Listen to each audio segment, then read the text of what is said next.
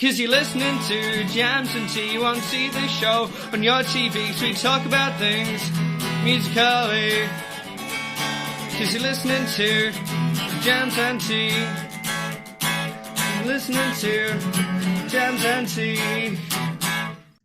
Hello everybody and welcome to this episode of the Jams and Tea podcast, where we spin the jams and spill the tea. And today we are here with you recording this, of course, on America's Day of Independence. Who gives a flying fuck?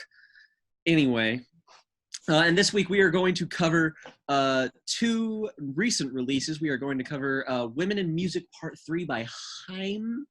And we are going to cover Lamb of God by Lamb of God. And then we are also going to cover the recommended album this week, which is Tallahassee by the Mountain Goats, courtesy of one Miss Saoirse. Thank you very much for the recommendation. And now, I guess we're just going to start with what we've been listening to this week. Yeehaw. Yeehaw. And of course, we are recording this immediately after we just did our bracket list for the 100 albums of all time. If that is up and you haven't seen that, go watch that. And if it is not if I may say so, it's probably going to be one of the most fun episodes we've ever published. One of the most chaotic episodes, to be sure. Yeah, I will. It will be up after this one. I'll put the main one up first. Okay, and so go anticipate that hotly and follow us on @JamsTPod, and all of us individually. We will be retweeting the shit out of those brackets whenever they come out, so that you can vote and put your opinion forth. Just to participate, because that's what we want out of all of this. It's very much like in a sense, it's a canonical bracket in terms of canonical albums, but it's got a personal twist to it as well. Like our own unique tastes as five individuals are definitely like really infused into the albums that we 100%. There's lots of stuff we avoid like really super popular canon picks. Yeah, there's lots of stuff you wouldn't see on other people's like 100 greatest albums thing, but we're hoping that'll make it more interesting. Yeah, exactly. Which is what makes it cool. So yeah. And we're gonna do normal Jams and Tea order. So this week I have been listening to the three albums pretty intensely.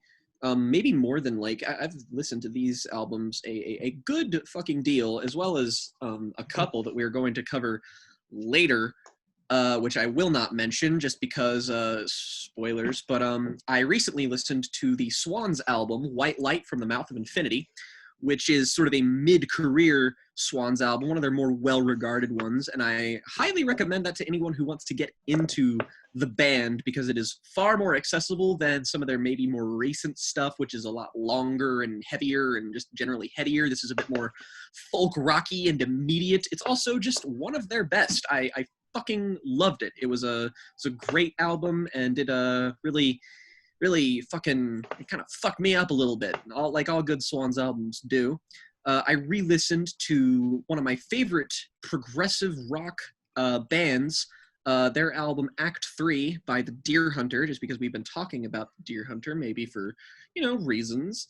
And I would highly recommend you listen to those albums. Act 3 is sort of the beginning, the hopping off point of their most acclaimed string of albums, a great starting point.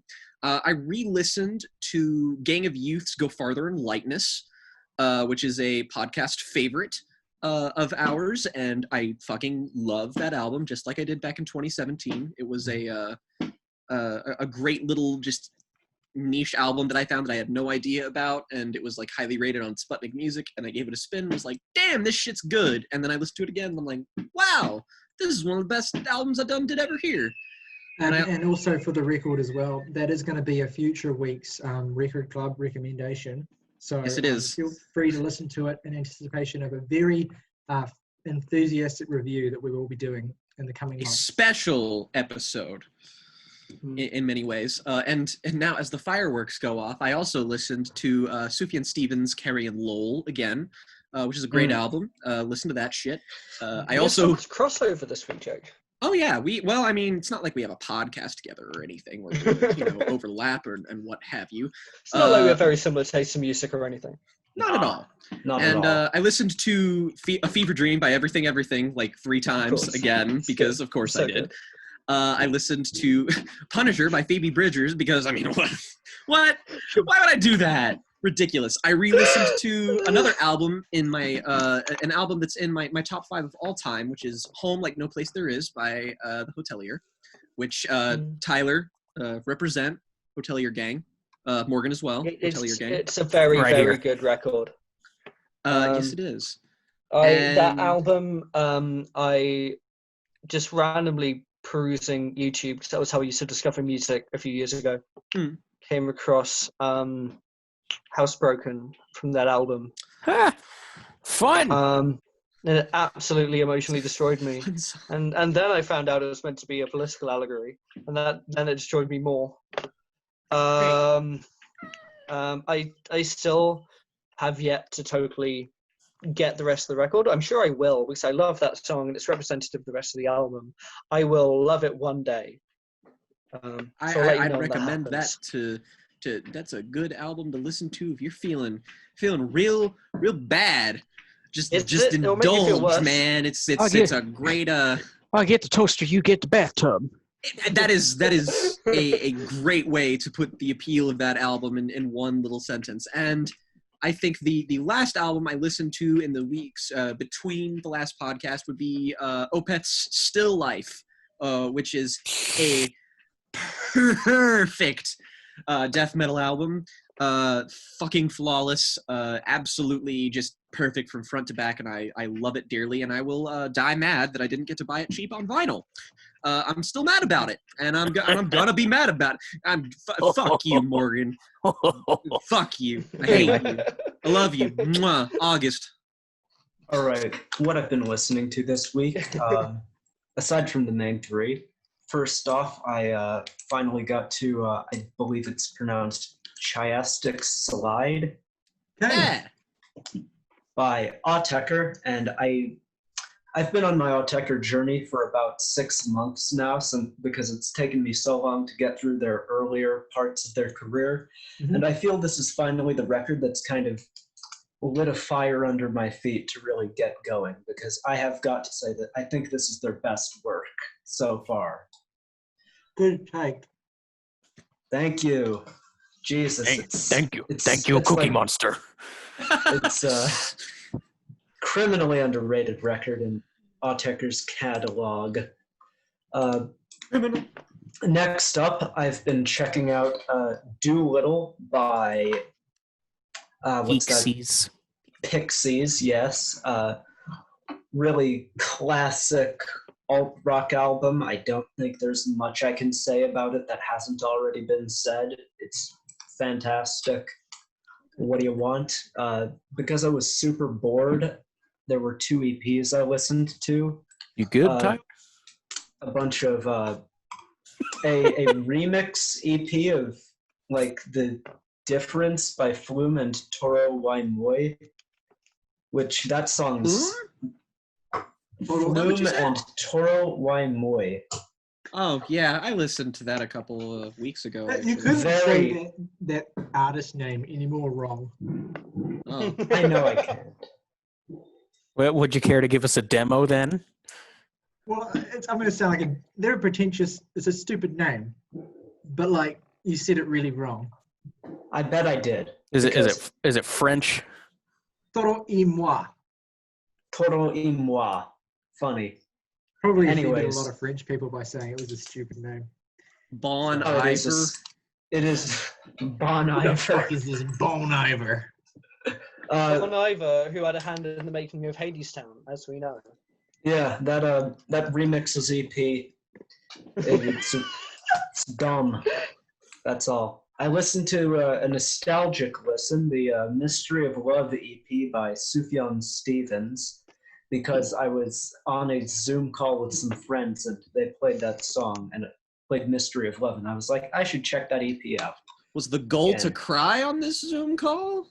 It was a queer kind. It was a queer kind of prom. A prom for like the. Well, how is this different to just us recording this podcast? Not much, honestly. It's not very different. Everybody's EP's queer great. prom. I listened to I'm gonna call an album Queer Prom one day. 2 more records. You Prefer an Astronaut by the band Hum. I'm going to talk about them as well. I also listened to that. That's It was like it was mid. Yeah. Great album. Jake's wrong. Yeah, it's a great album. It's a great album. Very, I'm sure Tyler will say more things about it, so I'll just leave that. We're probably going to talk about it when we cover their new album on the show, which is why I wanted to keep quiet on it. I look forward to also listening to that album and also telling Jake he's wrong.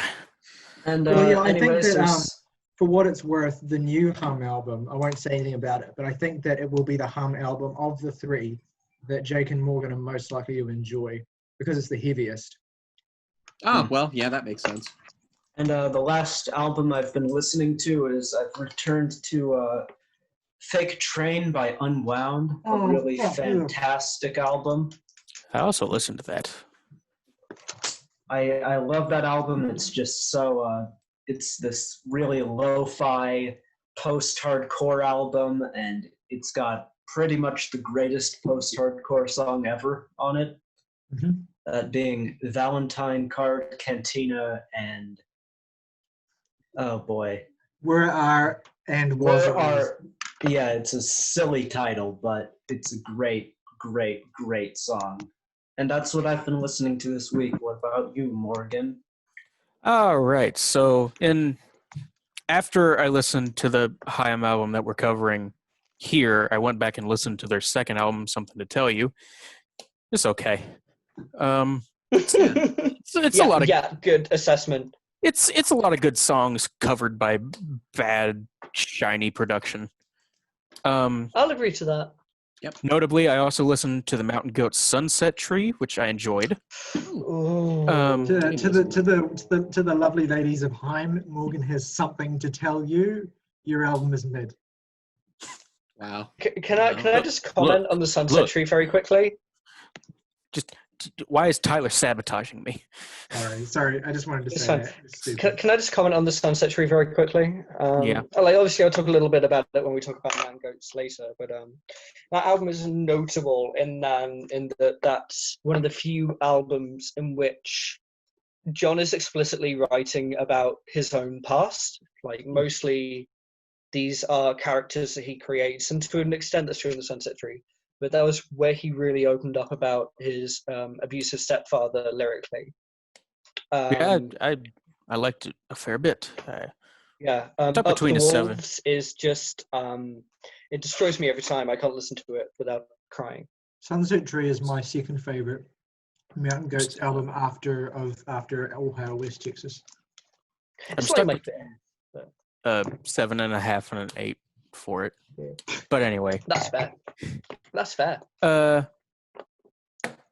also listened to, not in full yet, just because there's a lot of tracks on that album, the first Wire album, Pink Flag, which I liked a lot, but my attention span is short, and I wanted to listen to Proto Martyrs, Relatives, and Descent again, so I went back to that and listened to that again, which I've also been listening to this week. And that record is immense. I love it. I'm a fan. I hope that this means, Morgan, that you're going to listen to all 3 of Wire's 70s albums. I plan to, yes. Because they're like a trilogy. Yeah. Other than that, I've been going back to the Alice in Chains EP, Jar of Flies. I maintain that is their best work. But aside from that, already mentioned the Unwound album that August listened to. I enjoyed that a fair bit. It's a little more lo-fi than I look for in my post-hardcore, and that's something I just don't have a lot of experience in. But I did enjoy it quite a bit. That's about it from me. Okay. Saoirse. All right. So I'm going to do this kind of similarly to how I did it last time, where I listened to a lot of music, so I'm just going to run through it and then alphabetized by artist manner. If I want to touch on something in more depth, I will, but it won't be often. And if you guys want to leap on anything, leap on it. So I'm going to start with Backwash. I listened to her EP Black Sailor Moon. I really listened to God Has Nothing to Do with This, Leave Him Out of It. Still an album that I love to absolute pieces. Black Sailor Moon is more patchy. It has some songs that are at that level, but others that are just aren't as tight as the full-length album things. I listened to Carly Rae Jepsen's Dedicated, which I would say is as sort of consistent as Emotions, but doesn't have the same level of amazingness to it. Sorry, you keep saying Carly Rae Jepsen, and it fucks me up every time. I will keep doing it, and Yeah. I'm very sorry. No, don't. It's no big deal, but I just think it's funny. That is funny. I agree. I listened to David Bowie's Rise and Fall of Ziggy Stardust, which I have on vinyl. I adore this album. I think it might be my favorite Bowie. I don't know, but it's up there. I listened to Days and Days' new album, Show Me the Blueprints, which at the moment, Punisher, The Backwash, and this are really doing a dance for my favorite of the year. I won't be able to choose until the year's over. I know that not a single one of you are going to listen to it because I recommend folk punk albums all the time that no one listens to, but that's fine. I will put Rogue Taxidermy, which is a better album than the more famous one, in the recommendation someday, because I think that's one of my favorite albums of all time. I listened to Gang of the Youths, Go Farther and Lightness. Listened to Joyce Manor's new album, Songs of Northern Torrents, which I think might be their best work to date. Joyce Sorry? Manor. Joyce Manor? Joyce Manor? Joyce Manor? Yes, it's Manor. That's fair. It is probably their best album to date. And I like them a lot anyway. I listened to Kanye West. The new one. Huh.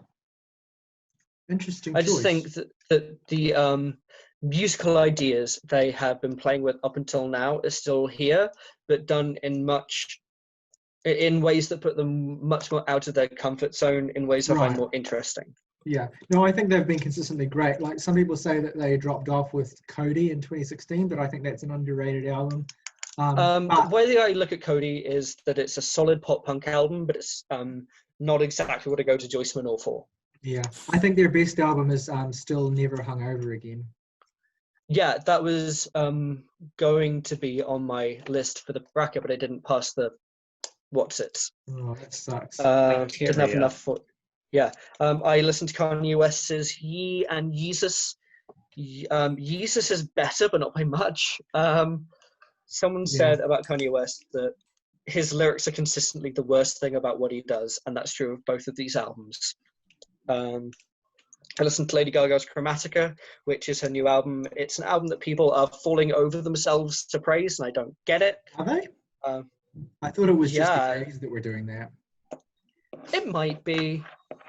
That's fair. But it's basically like, if you were to mix the like Renaissance of 80s influenced female-led pop with the last 10 years of dance floor sort of EDM bangers, this is what this album is. You know what? You have your hand up.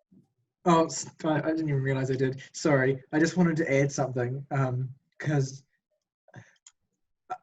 I'll talk about this some more. I'm going to keep this real brief because it's your turn, not mine. But I just want to say that Chromatica is like the new Jessie Ware album is what Chromatica wishes it could be, and just isn't.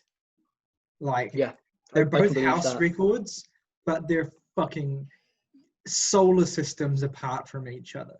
One actually sounds like full of rich, interesting ideas, and the other one sounds like. The other one is Chromatica. Yeah, the other one is Chromatica. Like, it's a real shame because this is an aesthetic that I think that Lady Gaga kind of wears well. It's just that the songs aren't there very often. Anyway. There's a song on it called 911 that I kind of liked, but not enough to redeem the album in my eyes. Basically, it feels like Lady Gaga trend chasing, and I don't want Lady Gaga to do that. She's always been a trailblazer. I also listened to Pat Bunny's Probably Nothing, Possibly Everything, because Morgan slagged off my love for them before. Hang on. For him. It was a jest. I know. It's still one of my favorite albums of all time. Album named after the Bjork song? No, I'm just I don't know if it is. Have any of you listened to a Pat the Bunny album? Never seen Tyler bail on a joke quite like that. But I have not, no. No. I mean, shocking, I know. No, it's one of my favorite albums of all time. It's very stripped back, but this is the album that Pat the Bunny made before he retired from making music at a very young age, because he didn't think that he could serve his fan base's expectations of his sort of assuredness in his own political beliefs. yeah. As a result, this album is his most self-reflexive. It was released not long after a relative of his had died, and you can see that he's deeply questioning his own beliefs, but ultimately it comes out on the side of still believing and still being joyous. That's kind of what I love about a lot of folk punk albums, and it's what I love about the Dave and Days album, is that they are fundamentally political albums, yes, but political in a way that is much more focused on, we are here to have a good time in life fundamentally. That's what I love most about the genre, I think. Yeah. That's very sweet. I have a quick question. Sure. Pat the Bunny, is that like Pat is a bunny, or is it like an imperative, like that bunny Pat? It's a reference to a pop cultural thing. He's called Pat Chavice. Right. Okay, cool. So it is Pat the Bunny, not Pat the Bunny. Yeah. He also yes, he was also in many not iconics, it's so underground, but many of the most successful and sort of culturally relevant folk punk bands, like Wingnut, Dishwasher Union, stuff like that. There's a song that they did, it might be the other one that he was in, but there's a song that he was involved with called Your Heart Is a Muscle the Size of Your Fist. It is one of the best songs ever recorded. I love that title, that song title. It's really cool. It's also a Gang of Youth song, but like half of it. Yeah, but like yeah, exactly. It's the logical conclusion. Yeah, no, absolutely. I also listened to Phoebe Bridgers' Punisher again, because of course I did. I listened to Pink Floyd's Dark Side of the Moon and The Wall. I listened to Dark Side of the Moon on my vinyl. It's a pretty old vinyl. It doesn't hold up amazingly, but it's just amazing to have that vinyl. I listened to The Wall. I forgot how astonishingly, amazingly good this album is. I can't sing its praises enough. I don't normally go for very long albums, but this never bores you. The story is always evolving, and the music tonality and the genres they're pulling from are always changing as well. So it's always keeping it fresh, and it's just such an evolving story told through music, you know. Yeah. I can't tell which one of those I prefer, honestly. I prefer The Wall, to be honest. The Wall. You prefer it to what? I prefer The Wall to Dark Side of the Moon. Oh, right. Okay. I'd say The Wall easily. I think that I think The Wall's highs are like incredible, but it's a little bloated for me, that record. It's like the Wall is the definitive like example of an 8 out of 10 album for me. Yeah, fair enough. In my quest to listen to as many 2020 albums, regardless of quality, as I could, I listened to Sam Hunt's Southside. Yeah, boy. Sucked so much. To quote Mike the Snare, which is a channel I've become very interested in recently. He's good, on YouTube. He's super good. Yeah, I just don't understand why adults would want to make music like this. I also listened to Soccer Mummy's 2020 album Color Theory, which is one of the best written, performed, mixed, and most immaculate mid albums I've ever listened to. Ouch. There's something about it that just doesn't impress me, and I don't know what it is, because it's so. It sounds like there's a lot of like indie sort of artists that kind of have that effect on me. Snail Mail is another one. I like Snail Mail more, but Snail Mail has like massive highs on that first album, and then there's like about Christine half is one of the best songs of like 20 Heat Wave. Heat Wave is good too. Anyway, but like yeah. I keep meaning to listen to that Soccer Mommy album, and then just like never managed to muster up the enthusiasm for it. But I'm sure I listened probably to like Sufjan. Yeah, no, it's good. It's fine. I gave it a 6, so it's good, but I'm not really going to go back to it. I think her biggest problem is that she's not any of the members of Boy Genius. Honestly, I think her next album's probably going to be really good though, so I'm going to look out for that. I listened to Sufjan Stevens' Carrie & Lowell. It's great. Of course, it's great. I think it's going to only improve with me on rewatches because I was listening to it while doing something else, and it's an album that requires attention. Yeah. I'm going to skip the next album because I want to go into detail in it after I'm done. I only have 2 other albums left. I listened to Talking Heads Speaking in Tongues, which not my favorite Talking Heads record. Me neither. It has some really good songs. I think its best albums are its opener and closer. Burning Down the House and This Must Be the Place. I think those are some of the better songs the band have ever done, but the rest of the album, it's pretty good. I would shout out Making Flippy Floppy and Slippery People, but I would shout them out with the caveat that they sound infinitely better on Stop Making Sense. Yeah, I watched that movie today. I agree. That film made me love those songs in ways I hadn't before. The Slippery People performance has like one of my favorite. I think it's the Slippery People performance has one of my favorite moments in the whole movie, where it's like the close-ups on the two singers, the two backup singers, and they're kind of like, and then they do this thing where they like they turn to David Byrne and they like play electric guitar, and he like joins them, and they just have this electric guitar face off. The synchronized dancing and Stop Making Sense is just one of the best things I've ever seen. Yeah, I mean, for those of you who are listening and don't already know, that's my favorite film of all time. It's real good. I gave it a 9 probably because like it took a while to get into me being like, okay, this is amazing. But once I was there, I was there. I'd probably give it a 10 upon rewatches. Once I see it like a cinema, I would say. I just love the way that it starts so minimally and just like one person, then two people on the second song, and then they bring in one person at a time with each song until eventually like the whole stage is just like full of life. Yeah. It's amazing. And that's really emphasized by Richard Demme's direction as well. Jonathan Demme. Jonathan Demme. Fuck me. Checkmate, atheist. I think it might be the best thing he's ever done, to be honest. Well, I mean, obviously I agree, but he's got so many great films. Oh yeah. I could almost see this being very strangely a kind of companion piece with Something Wild in a way. Oh yes, those movies were made like pretty close to each other as well, I think. Yeah, absolutely. You can tell. I thought you were going to say you gave it a 9 out of 10 despite Tyler. I have the criterion of Something Wild, and I love it to pieces. But right, I also listened to the Wombats' album Glitterbug, which I have on vinyl. I don't know if any of you really know the Wombats. They were... Yeah, they live next door. They're a British kind of indie rock band that have transitioned into kind of pop rock in the last few albums. Their last album was shit, but this is the album they made before it, which is much better. It's not my favorite thing they've done. It's one of my favorite things they've done. I think it's their best back end of an album. They have a song on it called Isabel, which is one of the most stripped back kind of electronic pop songs I've ever heard. It's also one of the most beautiful. If you listen to one album this week, make it Isabel by the Wombats. I just love it to pieces. Right, and the album I skipped was Taylor Swift's Reputation. Yep. I listened to this a few months ago when I went through her discography.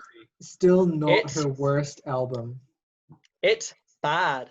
It is bad, but it's really debatable. Bad, but it's not her worst album. Here's the thing about it is when you lead with a single like Look What You Made Me Do, and then you release an album full of really, really generic pop ballads, you have missed the point of your own work. Look What You Made Me Do is kind of like the antithesis of music. I agree. I will get back to that song later, because overall, I felt like the album was going for the big, sassy, look at me, I'm a mean bitch kind of tone. It just never hits it. If I described the Farrah Abraham album like trying to build a house with a cucumber when the cucumber is EDM, this is like trying to build a house with the cucumber when your cucumber is generic pop music. Big Reputation. Big Reputation. Big Reputation. Ooh, you and me, Big Reputation. Please. And Heard damn hot about me. water, hot shower. The thing is, this is the epitome of what I find core to the problem with Taylor Swift's music in recent years, is that what Taylor Swift wants to say with the album goes into the album art, and then that's it. Yeah. Musically, The album art nothing sucks, changes. Yeah, but the thing is, she's like, look at me, I'm releasing the album with this album art. But it sounds exactly the same as her last album musically, which has the album art that has. And it's like, you can't really do anything else, can you, Taylor? So I was listening through the album, and it got to Look What You Made Me Do. That was almost, in fact, it was a moment of like, oh my God, a song that delivers on the tonal promise of what the album set out to do. And it was like an oasis in a sea of stodgy generic pop. It's bad. It's really bad. Finally, the bad that I expected this to be. But it's not just the bad that I expected it, but it's like, it's the bad that is what I wanted it to be in a way, where it's like, this is satisfying me on the level of the album promises I'm a bad bitch music, and this is that, and it's done with a level of sort of the way the piano comes in on the pre-chorus, and yes, it rips off that song. Sexy Back? Said What the Fred fuck song. is it? Yeah. I don't know. The Right Said Fred song, I'm Too Sexy for My Shirt. But That's the like one. the way the pianos come in on the chorus and the way the falsettos comes in, it's like, okay, this is hitting a note in me I can accept because it's actually trying something. And the rest of the album is just doing generic shit. And when you promise me, look what you made me do, and you give me generic Taylor Swift, we have problems. And this said something quite interesting to me on the level of the message Taylor Swift is putting out is entirely dependent on your understanding of Taylor Swift, because you will not get it from the music. And I have a real problem with artists who make it impossible for me to just process the art. It's a problem I actually have with Lars von Trier in a weird way, where it's like, you have made this completely contingent on me knowing who you are. Reputation definitely is the nymphomaniac of her career. You're not wrong. Does that make her last album the House of Jack built? Sure. Oh, no. Lover, the house that Jack built. Why not? That's already an all-timer comparison for this podcast. That's better than anything I've ever come up with. I'd like to say, though, that I categorically disagree with it, but whatever. I think that Lover is a more insipid and offensively bad album than Reputation. But No. I I realize will. I'm alone in thinking that mostly. That's fine. From the singles I've heard, from Lover, I hate with a strong hate. David Lynch, like, I hate with a powerful hate. Yeah. And in a way, Me is a much better expression of what Taylor is trying to express in this album purely by accident.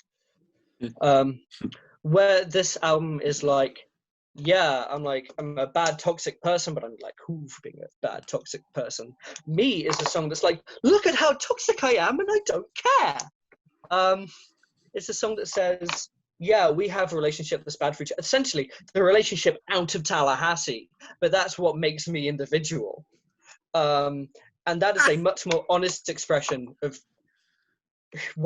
who Taylor Swift is in the public persona and what she puts out into the world than what she intentionally did on Reputation. I do want to say I think that Reputation does have 3 legitimately good songs. Delicate's one of them. Delicate is one of them. Probably the most agreeable one of them. The other 2 people might disagree with me on. But I also think that Dancing with Our Hands Tied and Dress are good songs as well. I don't hate them, so I won't good fight songs, like, in spite of Taylor Swift, I think. you. Yeah, I was gonna say, like, they're not worth, like, defending just because it's like... They don't, like, especially suit her personality at all. But if they were sung by someone else, then they would be, like, fantastic. That's sort of Taylor's problem, is that she doesn't really have a persona that she can stick with that I feel like is, like... Absolutely. My favorite album of hers is Red, and I feel like Red is just sort of occupies a middle ground between pop and the, like, pseudo kind of fake sort of like country-ish songs that she was trying to make her name off of. I And don't like want any the of her- only reason I listened to that is because Rustin Kelly covered one of her songs and he did Yeah. it better. I don't want any of our listeners to think that we're like poo-pooing Taylor Swift categorically. Like there is stuff. Oh no, No. she has many good songs. Many good I do songs. think Red's a good album. Like She has Lover many is good the only songs. album that has no redeeming features for me personally. But Oh I my like god, the songs- verse about pride on you need to calm down. It's just abysmal and offensive and I hate it. It's I haven't- fucking pathetic. I have no doubt that Lover is worse, but if you expect me to listen to a Taylor Swift album Yeah. after I Reputation, didn't say I wanted you to listen to it. Like no. No, I'm- Morgan I'm was just- speaking from a well, place then of I like you. I feel it's I fair. want good things for you. that was a general statement. That wasn't directed at anybody in particular. No. It was the proverbial you. I want you to be Yeah. like, happy and healthy and live, laugh, love. You know? Which you won't have with Lover. Taylor But, Swift is the epitome of live, laugh, love, the artist. Taylor Swift is the epitome of eat, love, pray. Eat, pray, love, but yes. Eat, pray, love. You know what I mean. Anyway, I think my always big pray before you love. Yes. pray to that day. Anyway, And she's the epitome of I want to pour bleach on my brain. but- my overriding takeaway from Reputation is just how much everything Taylor has to say is in the packaging and not in the substance. That's a good way Nailed of it. putting it. That's a Awesome. beautiful summary. All right, Thank can we stop talking about Taylor Swift now? Yes. Let's talk about good music. All right, so Remember what I what said? do you Remember what I said? We should do a B-side on Taylor Swift. No, thank you. Yeah, I think we thank just you. fucking nailed it right there, bro. Like sisters. I Yeah, think pretty that's much. all we need Close. to say. That's Yeah, it. man. Let's do it. Okay, so what have I been listening to? What have I been listening? I've actually been listening to a little bit more music in the last week than I had been for the weeks prior. So I revisited the two Hum records, one of which August alluded to. So You'd Prefer an Astronaut and Downward is Heavenward. So Hum, for those of you who don't know, are a shoegaze / post metal / Space rock. hardcore / alternative rock band from the 90s. They released those two albums in the 90s, You Prefer an Astronaut and Downward is Heavenward, which mixed kind of alt rock leanings with kind of heavy kind of metal instrumentation. And what they did is they kind of have just come out with a new album, their first album in 22 years, Inlet, which I've also listened to and don't want to talk about because we're going to be reviewing it next week. But suffice it to say, I think Hum are one of the greatest 90s rock bands, and you should definitely all check them out. They're very, very good. Just And I look forward to brief interjection. Have you, just on the note of great 90s bands that took a hiatus for like 20 years, have you heard Failure's Fantastic Planet? I have not. It's I know it's phenomenal. compared to that a lot. It's like the two are like considered in the same neck of the woods of like alternative rock Failure's better. albums. It's better. Yeah, you're wrong, but whatever. Well, Fantastic Keep Planet mine. is one of the greatest albums of all time, and it was almost in the bracket. So Very good. Well, No, I'm surprised fair enough. I've not really heard of it. So that's, wow, eye-opening. I also re-listened to Arca's Stretch EPs, which are two early EP releases from Arca. I'm going through her discography in order again. I've listened to most of her projects, but I'm revisiting them because we're reviewing her new album next week as well. So I'm pleased to report that her early EPs slap. Yeah. I also re-listened to Mount Erie's Sauna, which is one of the most underappreciated Mount Erie albums. Our good friend Zach considers it one of Phil Elverum's best records, and I would have to agree. I think it's very, very, very good, and you should all check it out if you enjoy anything that Mount Erie has done. You listening to it this week, Zach? Don't yell at me. Yeah, it's basically it's a 45-minute album that has like 12 tracks, and yet 2 of them are over 10 minutes. So it's like a bunch of really short songs, and then there's kind of drone epics. So it's more of a droney kind of stuff than folk stuff. So, I mean, depends on your inclination towards that kind of stuff, but I think it's a fucking excellent record. I feel like maybe I might be the person who likes it the most, though. I think maybe the rest of you might not enjoy it as much as me, but who knows. I listened to Jake spoke briefly about that progressive rock band, The Deer Hunter, not to be confused with indie rock / shoegaze band Deer Hunter. But I listened to the first of their 5 acts, Act 1. I quite enjoyed it. I thought it showed a lot of promise. There were a couple of songs on there I really loved. But generally, I thought that it was more. It had to feel more of like warming up than of arriving. So Yeah, I'm surprised that it's considered an LP. It really should be an EP, even though yeah. Well, I've seen like the lengths of all those albums, and it's like noticeably shorter than the other ones. So, Oh yeah. There's also just a lot more happening on them too. Yeah. So I'm going to get to 2 very shortly because I don't want to like spread these out too much. I want to get the full experience. So I'll listen to 2 very soon. We will be covering them eventually. I listened to White Pepper by Ween, which is one of their more underrated albums. It came between their 2 kind of twin masterpieces that everyone heralds, The Mollusk and Quebec, which I haven't heard Quebec yet, but apparently everyone thinks it's their best album, so that's very exciting to me. You are so Canadian. Yeah, I listened to White Pepper, which is to some extent like a tribute to the Beatles, except that it's also kind of not really. Some of the songs kind of sound Beatles-esque, but most of them don't. Anyway, Did you mean Tame Impala? It's a fucking insane record. It's so good. Like, holy shit, is it good? Like, oh my God. I know Ween are one of those bands that I just kind of like mindlessly heap praise on, but there are records of theirs, multiple, that I've given lower ratings, like 7s and even a 6. But once they hit their stride with Chocolate and Cheese, and then The Mollusk, and then White Pepper, they're 3 of the best rock albums of the 90s. Well, White Pepper's 2000, but they're 3 of the best rock records that I think you'll ever hear. They're so eclectic. Where should I start with them, Tyler? I want to get into them. Listen to The Mollusk. Okay. And I'm going to listen to Quebec soon, which has like a 3.92 on Radio Music and is universally beloved. So I presume I'm going to love that too. But of what I've heard so far, The Mollusk is the first one I've given a 10. It's a great album. But White Pepper is more kind of rocky. So I think there's a decent chance you might really enjoy that one too.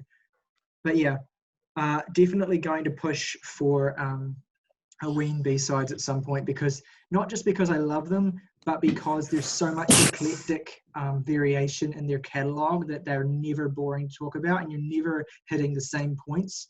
Every album is different, and that's such a cool thing. How many albums do they have? Pardon? How many albums do they have? God, Ween, Satan, The Pod, Pure Guava, Chocolate and Cheese, 12 Golden Country Greats, The Mollusk, White Pepper, Quebec, like Cucaracha, I think like 9 or 10. Okay, that's not too bad. Yeah. What I've heard of them, I've really enjoyed. I listened to The Pod a while back myself. Yeah. See, The Pod is interesting because it's a beloved album, probably my least favorite of theirs. No, second least favorite. It's good. It's just a bit too long, and there are two fully formed songs on it, I think, for how long it is. I would generally agree there. I think it's a decent record, but it's like 70 minutes long or something. Yeah, their other 70-minute record is God, Ween, Satan, which I think is much better. It has more. It's equally kind of irreverent, and like lots of the songs are just kind of like really, really short sketches.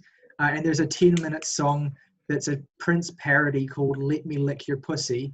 That is. Oh, that's right. That is, I highly recommend. Look, once I surgically have one, go ahead. No, like literally, it's a 10-minute Prince parody with literally, unironically amazing guitar solo. Oh, it sounds awesome. It's called "Let Me Lick Your Pussy," and it's really good. Tyler recommending pussy licking. They're a good band. Danny Brown. Look, I can speak from experience. Hey, I can speak from experience that pussy licking is actually quite pleasant. I'm gonna say that. I mean, look. Wholeheartedly concur. Anyway. r/I have sex type beat. Anyway, Me and August, yeah. think- just sitting here like I am just sitting here. Yeah. when some people get turned off on Ween, I think it's because their early lo-fi stuff is kind of less approachable. So I think when they went major No. label with Chocolate and Cheese, that's when they really hit the mark and started releasing banger after banger. And also, I have to shout out 12 Golden Country Greats. It's a legitimate, wholehearted country record. Only has 10 songs, even though it's called 12 Golden Country Greats, which I think is a really funny joke. And they recorded it with a legitimate country band. Like they had country session musicians come in, like professionals, and so it sounds incredible. And then there's these songs about like there's one song on that record. I'm trying to remember what it's called now. Give me a sec. I know I'm wasting so much time on this, but I want to shout out one. You really specific song. are. So This is what makes our podcast so much fun when we get all irreverent. There's a when song we've got on to 12 fill Golden the Country well, Greats. hours dead air. While Is it- Tyler's doing this, I'm just going to flash more vitals I have in front of the screen. That's gorgeous. The song I was thinking of was called "Piss Up a Rope." Yes. That's the one I know song. because of you solely. That's a song that I'm not going to say a word about, that you should go and listen to on YouTube right now. I agree. It's Anyway, okay, let's move past Ween. There's a couple more things I want to mention. I listened to Jesse Ware's "What's Your Pleasure." I know that Jake was not a fan of this record, and I understand completely why. We're going to talk about it some more in a couple of weeks' time, I think. I'll also but I listen wanna to it say- more, so who knows? I want to Fuck off, say, neighbors. like I said before, it's like Chromatic is not a good comparison in terms of like house records, but it's relevant because it's also a 2020 record. But it's like Chromatica wants to be this album, and it's just not. God. Like this album is legitimately one of the best house records I've ever heard. It absolutely nails every aspect of that form of music and is consistently beautiful and incredibly well produced on every track. Like this is the kind of shit that a lot of musicians working in this kind of sultry, slow dance music would spend their whole careers trying to create and perfect a sound like this. And Jessie Ware just does it on her fourth record after a couple of records that just totally bombed. She just comes out of the blue with this incredible, fully formed house classic. It will be a future classic, this album. Whether you like it or not. My a lack of affinity towards it is really more not my lack of experience with the genre, but that I really just can't get into house music so far. I'm having a real hard time with it, and this album did not spur me on further. Well, But we'll get more into that too, when we because cover it. like it's the same kind of music that Daft Punk does, but it's more interesting than Daft Punk in my I opinion. don't really care for Daft Punk. Well, there you go. Anyway, I'm gonna leave it there because we are gonna review this record at some point, so I'll save it for that. We'll have more developed thoughts. Couple more things, And we've couple got more to keep records I this want to shorter. shout out that I re-listened to. I re-listened to Nobody Wants to Be Here and Nobody Wants to Leave by the Twilight Sad, which is which I just put on my new updated top 10 albums of all time list, which is on my Twitter page, my music Twitter account. We're going to talk about the Twilight Sad at some point as well. I don't know when, but eventually we will talk about them because they only have 5 records and they're one of my 5 favorite bands. But I just want to say that this record is like, for me, this is the canonical, like, real Crying Hours record. Well, one of them anyway. Like, it's just an absolutely devastating record about... You're shooting off fireworks right next to my window. Shut up. yeah. Thank you, Yeah, that's August. what it feels like when I listen to Twilight Sad. Anyway, My God, I've I'm so wasted way too sorry. much time. We really need to get into our reviews, so I'm going to leave it there. Yeah, kind of did. Right, who wants to And- introduce Haim? We're doing Haim first, yeah? Yeah. Sure. Who would you say is the most familiar with their work here? Because it is certainly not me. I'm pretty Tyler familiar with their probably. albums. I've been listening to Yeah. them since they were first around. Yeah, Tyler, why don't you introduce Haim? Okay, so Haim are a pop trio, 3 sisters, Danielle, Esty, and Alana. They have been around since their debut record came out in 2013, and they made quite a splash with that album. In terms of influences and sound, their style of music is very much derived from like the kind of singer-songwriter pop of like the 70s and 80s. There's a lot of influence of kind of like classic American music in what they do, but it's very kind of distinctly modern as well in terms of the production. And I'll talk a lot about the production because there are two key players in the production of this new record who have been behind the boards on a number of incredibly significant records in the indie/pop world in the past 10 to 15 years.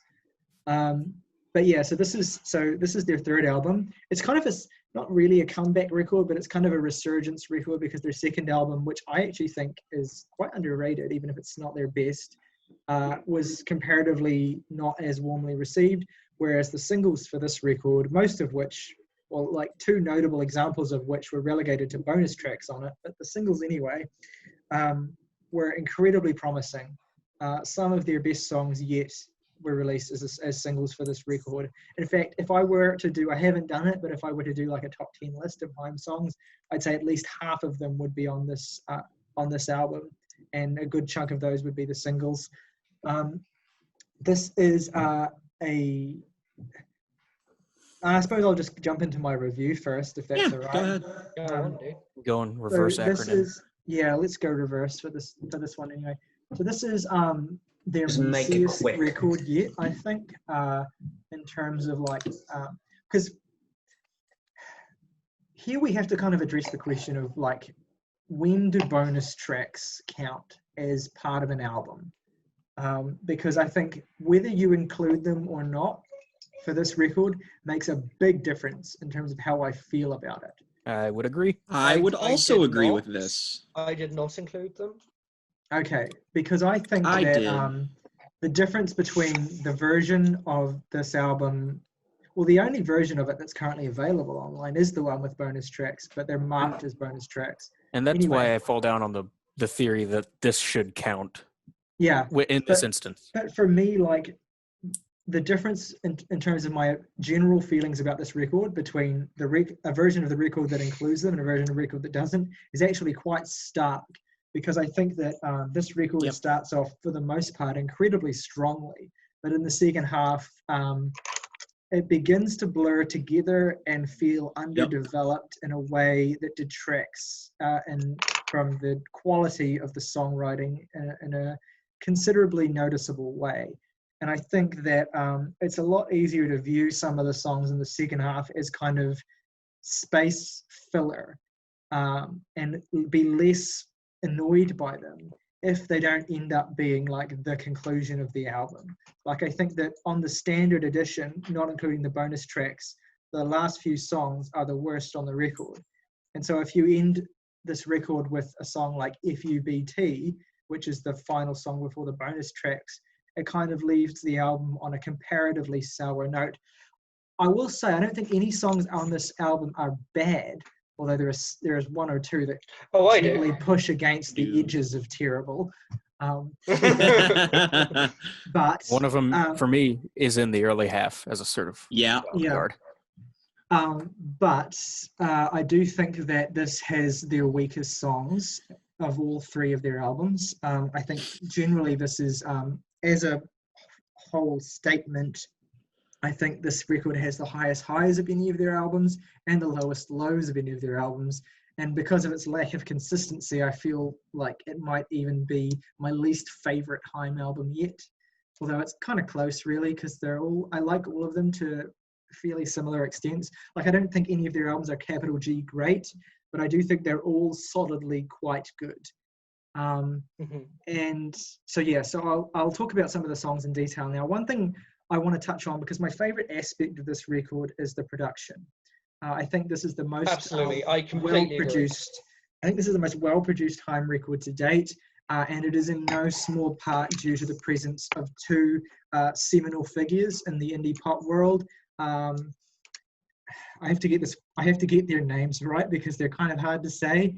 Ariel Rechtshaid and Rostam Batmanglish. So No Swedish producer.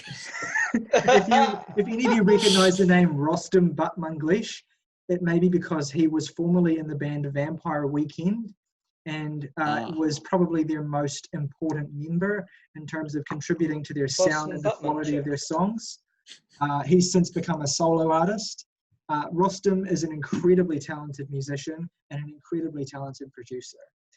He contributes a lot of instrumentation and production to this record, as does Ariel Rickshade, who is an indie producer who's produced Vampire Weekend albums, most notably Modern Vampires in the City, as well as a number of other very significant records that have escaped me.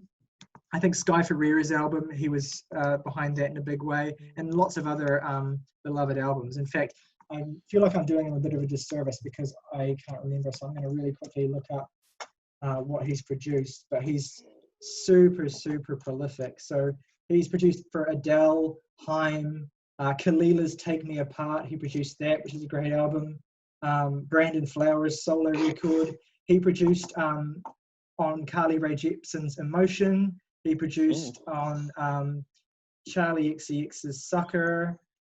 He produced on Kylie Minogue's Kiss Me Once. He produced on Solange's EP. He produced the song Everything Is Embarrassing by Sky Ferreira. He produced for Cass McCombs, a very talented guitarist who also features on this album. He's produced for Blood Orange, Usher, Plain White Tees, We Are Scientists, a bunch of artists anyway in the indie world. So the cred on this album is already incredibly strong before you actually get to the songs themselves. So there are some great songs on here. I particularly want to shout out the song The Steps, which is a fantastic pop single with gorgeous fuzzy production and an absolutely irresistible catchy hook. There's a great sliding guitar riff on the song that's played by Cass McCombs, and it's an awesome contribution that just makes the song for me. Topically, it's about the frustration of not having your independence and your ability recognized within a relationship. And so it has quite a potent and effective message, a message which is a variation on a theme that carries across the whole album, which is, I mean, as the title alludes to, the place of women in the world of music, specifically the perceptions of the agency and talent and relative recognition of female solo artists and female bands. So that's a theme that recurs throughout this record, and one that I think probably Saoirse will touch on, or will be more well equipped to touch on than I am. I also want to shout out the song I Know Alone, which has a fucking garage beat, like a two-step garage beat, which I would never in a million years have predicted would appear in a Haim song. It's the second time this year that a pop artist has used a garage beat that has absolutely floored me, the other time being the 1975's Frail State of Mind, which is a great song. But the garage beat on I Know Alone works surprisingly well. It suits their typically richly organic sound because it's mixed quite low and with a bit of light distortion on it, and their voices really shine on top of it. There's also a gorgeous cello contribution in this song as well. It's subtle but effective in the chorus. It's one of many great details that adds so much to the experience of this record. And I really want to shout out how incredible the instrumental embellishments are here. There is so much density in the production. Like there's like a new instrument in the background of almost every song. And one might make the argument that it leads the songs to feel a bit cluttered or like they're throwing stuff in to make the songs interesting and to make up for a lack of songwriting. And in some places you might have a point, but generally I think because the contributions are so strong and the record's production is so clean, they always end up, the mixes on the tracks never end up feeling cluttered, and they always end up feeling really fulsome and satisfying. Another really, really great song I want to shout out is the song Gasoline. It has a really catchy hook and some summery vocal production that calls back to like Atomic Kitten or like those kind of artists of the early 2000s who were kind of like doing like female-led bands that were doing like pop music like that. Maybe that's a weird shout, Atomic Kitten, but for some reason that's what it reminded me of. Another really catchy, great song is Don't Wanna, which has vocals that grab you and an intuitive sense for classic melodies. It's one of the more instrumentally minimal tracks here, but the vocals alone are enough to carry it, and it crests nicely in the final stretch. I also want to shout out the two best songs on the album to me are both in the bonus tracks. Well, actually, no, The Steps is one of the best songs on the album, but my other two favorites are both bonus tracks. But I want to shout them out because, again, my opinion of this record, the rating I give it is going to reflect the bonus tracks inclusive. And if it weren't, then the rating would be significantly lower. But I really want to shout out what I think are maybe my two favorite Haim songs to date, which are Now I'm In It and Hallelujah. Now I'm In It is probably the best song Haim have done to date, in my opinion. It has a propulsive beat that's just absolutely flooring. It's immediate, it's grabbing, it has a gorgeous bridge and evocative piano chords and an even gentler vocal performance before a thrilling drum arrangement comes in and boosts the final chorus. It's an absolute fucking banger and anthem, and they should be allowed to do that. It just fucking gets me going every time. And Hallelujah, the complete inverse, an absolutely gorgeous, subdued acoustic ballad. Another of the band's best songs. Hallelujah, right? A beautiful song about being grateful for family, and in the case of Alana, mourning the loss of a friend. And that's one aspect I love about this track is that each of the three sisters gets their own verse on the song. So it gives each of their personalities a chance to shine. And then the strings that underlie the final chorus are a nice, quite Baroque feeling touch. The other bonus track, Summer Girl, is also really good too. It has a really great saxophone contribution. And even though the melody of the song borrows quite heavily from Lou Reed's Walk on the Wild Side, it's still a very Haim-esque song, like it feels like them. And it ends the record so much better than the original edition ending, FUBT ends the record, which is just a shrug of a song. And I also want to shout out the song, perhaps a bit underrated, but the song Leaning on You, which is a beautiful, richly produced acoustic-driven cut. It's simplistic, but it feels classic instantly. It has a really crisp-sounding mandolin solo, of all things. One of my favorite instrumental details on the whole record, and just a really irresistible melody. I just want to say, right, mandolins are underrated instruments, I think. They do a lot of work and heavy lifting on songs. They don't get the credit. Mandolins are good. They're super underrated, I agree. There's also another point on this record where, so that's basically almost all of the nice things I have to say about this album, although I don't have anything like nasty to say about it. But most of the other songs I don't particularly care for that much. I want to say the song Man from the Magazine has been getting a bit of attention because topically it's quite cutting. It's kind of a venomous excoriation of an invasive and insensitive journalist.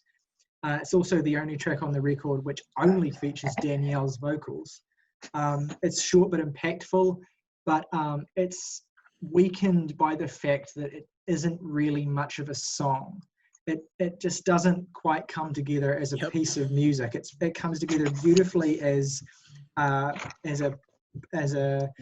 venomous protest, but it's emblematic of a recurring theme on the record, which is songs that feel unfinished, that need a little bit more to make them feel fulsome and complete. Another try, and I've Been Down and Up From a Dream, all songs I reasonably enjoy, are also examples of this kind of falling short a bit because they don't feel quite embellished and finished enough, or they're well embellished, but the songwriting just isn't quite there. In fact, I think that I've Been Down as a particularly guilty victim there. Like, it sounds lovely, but there's really not a lot happening lyrically in this song. And then there's the song 3 a.m. I just want to say that vocal intro is a mistake. I'm gonna talk about that. Don't worry. And the song itself is quite slight too. There's not really much going on there. There's some nice Chamberlin, which is like an electric keyboard, and some synthesizer work that gives it quite a clubby flavor, which is cool, I guess, but it doesn't really add up to much. Easily the worst song on the album. But yeah, absolutely. I think I've pretty much covered just about all of the tracks, really. I want to shout out as well. All That Ever Mattered is a decent track too. It has a hard hitting club beat and distorted guitars, and these kind of like weirdly affected shrieks that ripple through the chorus, and that's a really unsettling touch that I just like for how unique it is. But generally speaking, there are a lot of good songs here. It just doesn't hang together as an album all that well. It just needed to be trimmed down a wee bit, and some songs just needed to be worked on a little bit more. And I will say, I've listened to this quite a few times now, and each time I listen to it, I feel a tiny bit more irritated because it does feel like the production is deliberately doing some real heavy lifting in certain spots here. But I can't really say much more negative about it. It's pretty good. It continues a streak of pretty good albums for Haim. And the singles here are, like I said, as good as anything they've ever done. So I'm grateful the record exists. And that's my review. Good. Well spoken, Tyler.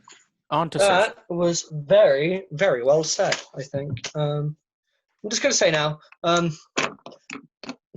if I was just listening through this album on my own time, I would listen to those bonus tracks.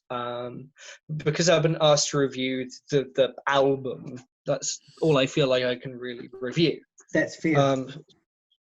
So that's what I'm going to do. I do feel like this is the best production they've ever had on an album. I've been aware of Haim since their first album came out because the song The Wire was just everywhere. That's a great song. It's a really, really good song, but it was unavoidable, which is, quite good for a female-fronted indie rock pop band. I would just say that although I like almost all of the songs in the front half of the album, Haim have been described as like part of a mono genre in several places where they just kind of like take from everything and mix it all together, and they just take from what they kind of feel like, and that's fine. Everyone kind of does that to more or less a degree, but in many songs I begin to feel like it is more and more boilerplate, and more just like Haim type beat. I think the opener, Los Angeles, is one of the best songs I've ever done. I didn't shout that out, but that is a pretty decent song too. Los Angeles. I think I'm obsessed with the brass work on this, not just the sax, but the little sort of background things that come in on the pre-chorus or chorus or whatever it is. That's Rostam Batmanglish is written all over that horn arrangement. It's perfect. It's jazzy and breezy, which is exactly what it should be, because the lyricism and the pacing, it's all very free. There are lines that are just one word, and I'll let the music take care of the rest of the line. I think it's a wonderful example of how their mixing is improved.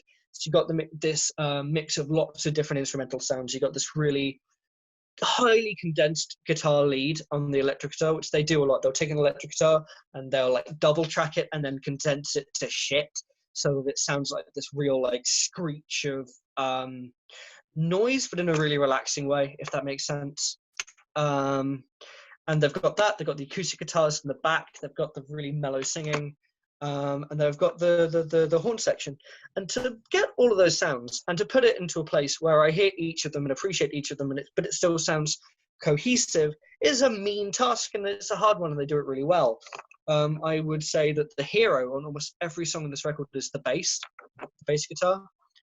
Just the lines are so immaculate and interesting and well done, and like I could believe that they were just like, there's a new demo, okay, this is a good bass line, I feel like I'm just kind of going along with it. I could believe that, but I think what probably happened is they just sat down and worked on each and every bass line in this album. I believe it's Estee who it is composes and plays the bass, and she's really good.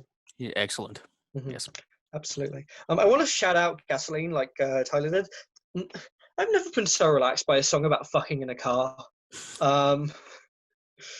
Just the line about putting your shoes off in the passenger seat and want to get off you, but you're such a tease, and lots of allusions to driving and fucking, pulling those metaphors together. It's just really beautifully done for such a crass subject matter. It's just, I love it, Not many songs you get away with a line like, we needed ass, well, what's wrong with that? And just be so chill. But immediately after that is the song 3 AM, which sucks fucking balls. I hate the vocal line. He sounds like Matt Healy, and I don't need more of that in my life. Um, That's a sentiment I can get behind. Thank you. I actually quite like the song "I've Been Down" and "Man from the Magazine." There are two of my sort of favorite songs on the record. Just the chorus of "I've Been Down." It makes me feel happy. Makes me feel relaxed. I just like hearing it. I can't really describe it more than that. It just makes me feel good. And then "Man from the Magazine" is very instrumentally sparse for them. The way I appreciate, you've got these acoustic guitars being mixed with the electric guitar lines in a way that doesn't try to make them sound like separate instruments, but the same instrument. And what it creates is this really kind of eerie, off-kilter sound that Haim haven't really explored before. I think it's really interesting and really compelling, especially given the edgy subject matter of the lyrics. The music really complements that. And I think it's just, even if Tyler doesn't feel like it's a well-rounded song, I can't think of anything I'd really like to change about it, to be honest. So overall, I really like this album. I think it's one of their best written, best orchestrated, best produced albums I've ever done. The mixing is impeccable, and I think it's working at a level of complexity, mixing-wise, that they haven't ever done before. But it is so boilerplate, so much. That's kind of how I feel. All right. Everybody's gone.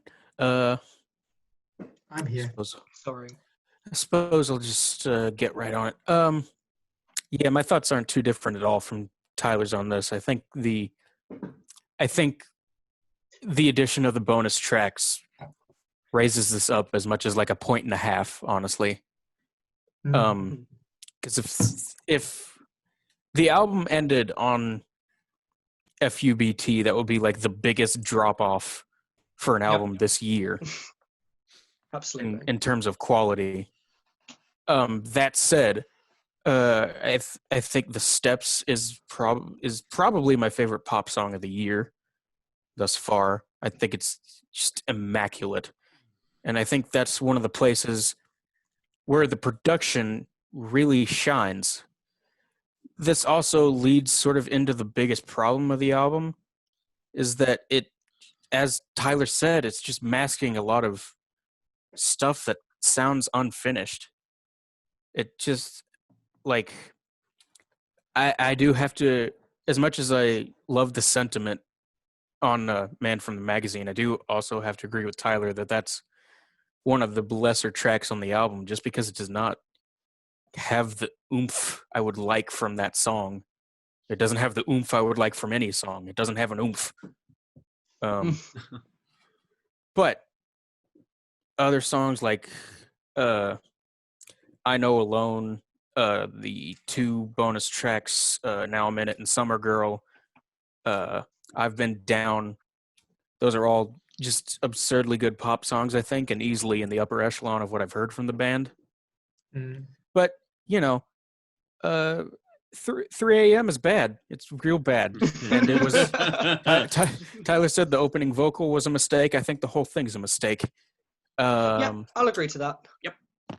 But I also want to shout out, in a bad way, Up From a Dream. Thank you. Song is not good. It's bad, and I don't like it. The wiry song they've released since The Wire, but The Wire is much better. Yeah, The Wire is much better, I agree. I haven't heard The Wire, but Up From a Dream just sounds unfinished, and it bores the hell out of me.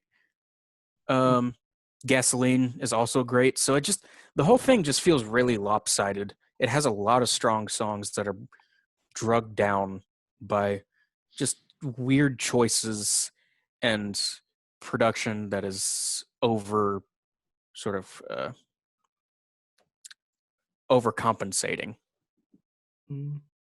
Yeah, I don't have much thoughts beyond that. I completely agree with a lot of what you've said. Yeah, this would benefit so much from just being like a tight 12 tracks, like the best stuff, including the bonus tracks. Yeah. Oh, if that happened, we'd be talking like hard 8, light 9. But here we are. Overall, I enjoy it. I will be coming back to the singles a lot. I already have been. Yeah. Oh, and yeah. I think I don't think. I'll let you speak. Sorry. I think also that Hallelujah is pretty markedly their best song. It's weird to say that something sort of that not really like what's the opposite of emblematic? Like Divergent? Yes, thank you. Yeah. That divergent from a band's sort of sound is their best song. It's a bit like, well, I mean, besides the fact that it kind of sounds like it would be like picking Landslide for Fleetwood Mac's best song. You're just like, really? It's funny how it like actually is their best song. Yeah. Oh, well, you're not wrong, and I won't disagree. Well, yeah. Dreams. Well, we could sit here all day. We could make a whole podcast about that. I was going to say Fleetwood Mac B-sides would be 9 hours long. Just a random idea while I remember, totally unrelated, but you just made me think of it. Artists that have discographies too long for us to do a B-sides for, we could do like a video on their top 10 songs instead. That is a good idea. I like that. I am not doing the Beatles. I hate to tell you. Yeah. Anyway, that's fine. Who the fuck would want to? I would just say that I would just say that I don't think Haim have yet released a really great album, but I think they can. I would agree with that sentiment. Yeah. I think the something to tell you is a lot more consistent, but it's also a lot less good. In many places, it's just more consistently. All right, that's all right. And the biggest thing harming that on that album is the production. I think that album is way too shiny for its own good. But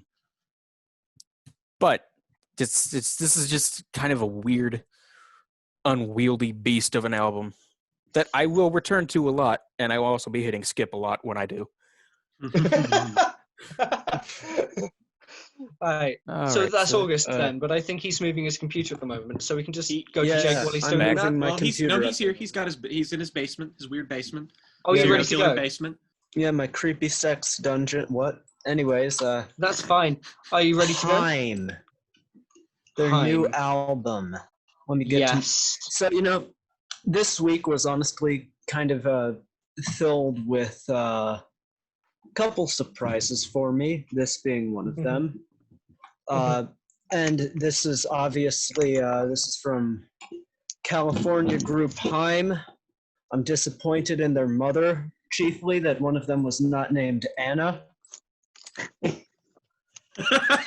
Oh, very good. Very good. Anyways, you son of a bitch.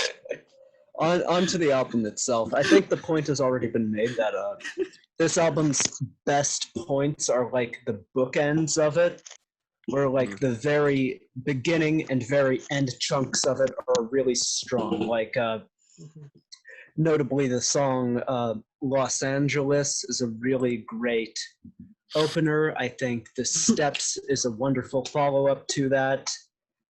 And what I find is that towards the middle, I kind of wane in investment a bit.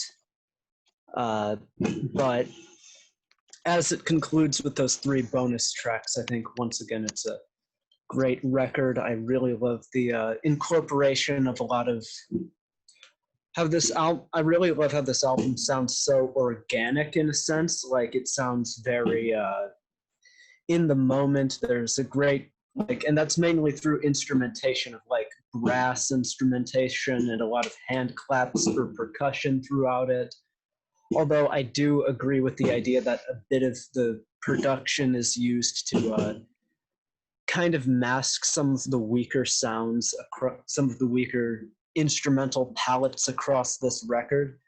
But at the same time, I don't think that's like a huge deal, because I do find that the performative qualities of this record are almost meant to be a little not bad, but they're meant to not be this like I think the album conveys tonally that it's not meant to be something where it's like this super complicated like Tool riff.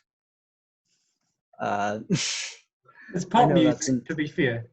Yeah, no, that is admittedly an odd comparison. My but biggest problem is the lack of odd time signatures. Yeah, Yeah. like, this is my thing with pop albums is they don't sound enough like Tool.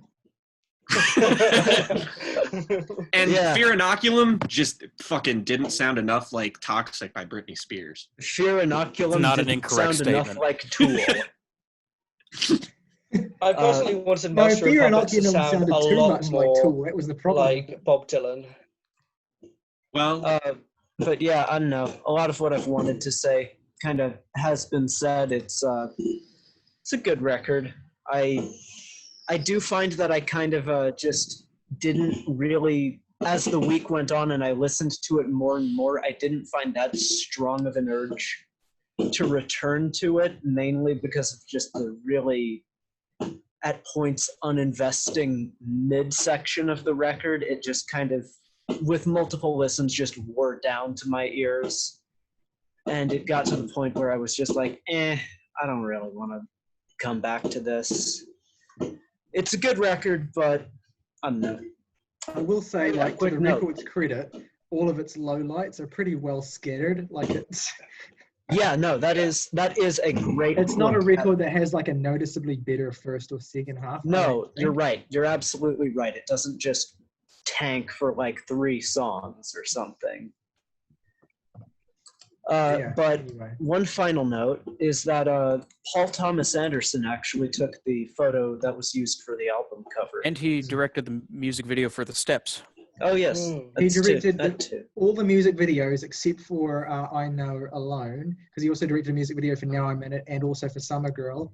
And he's directed their music video for Right Now on the previous album as well. Yeah, they did.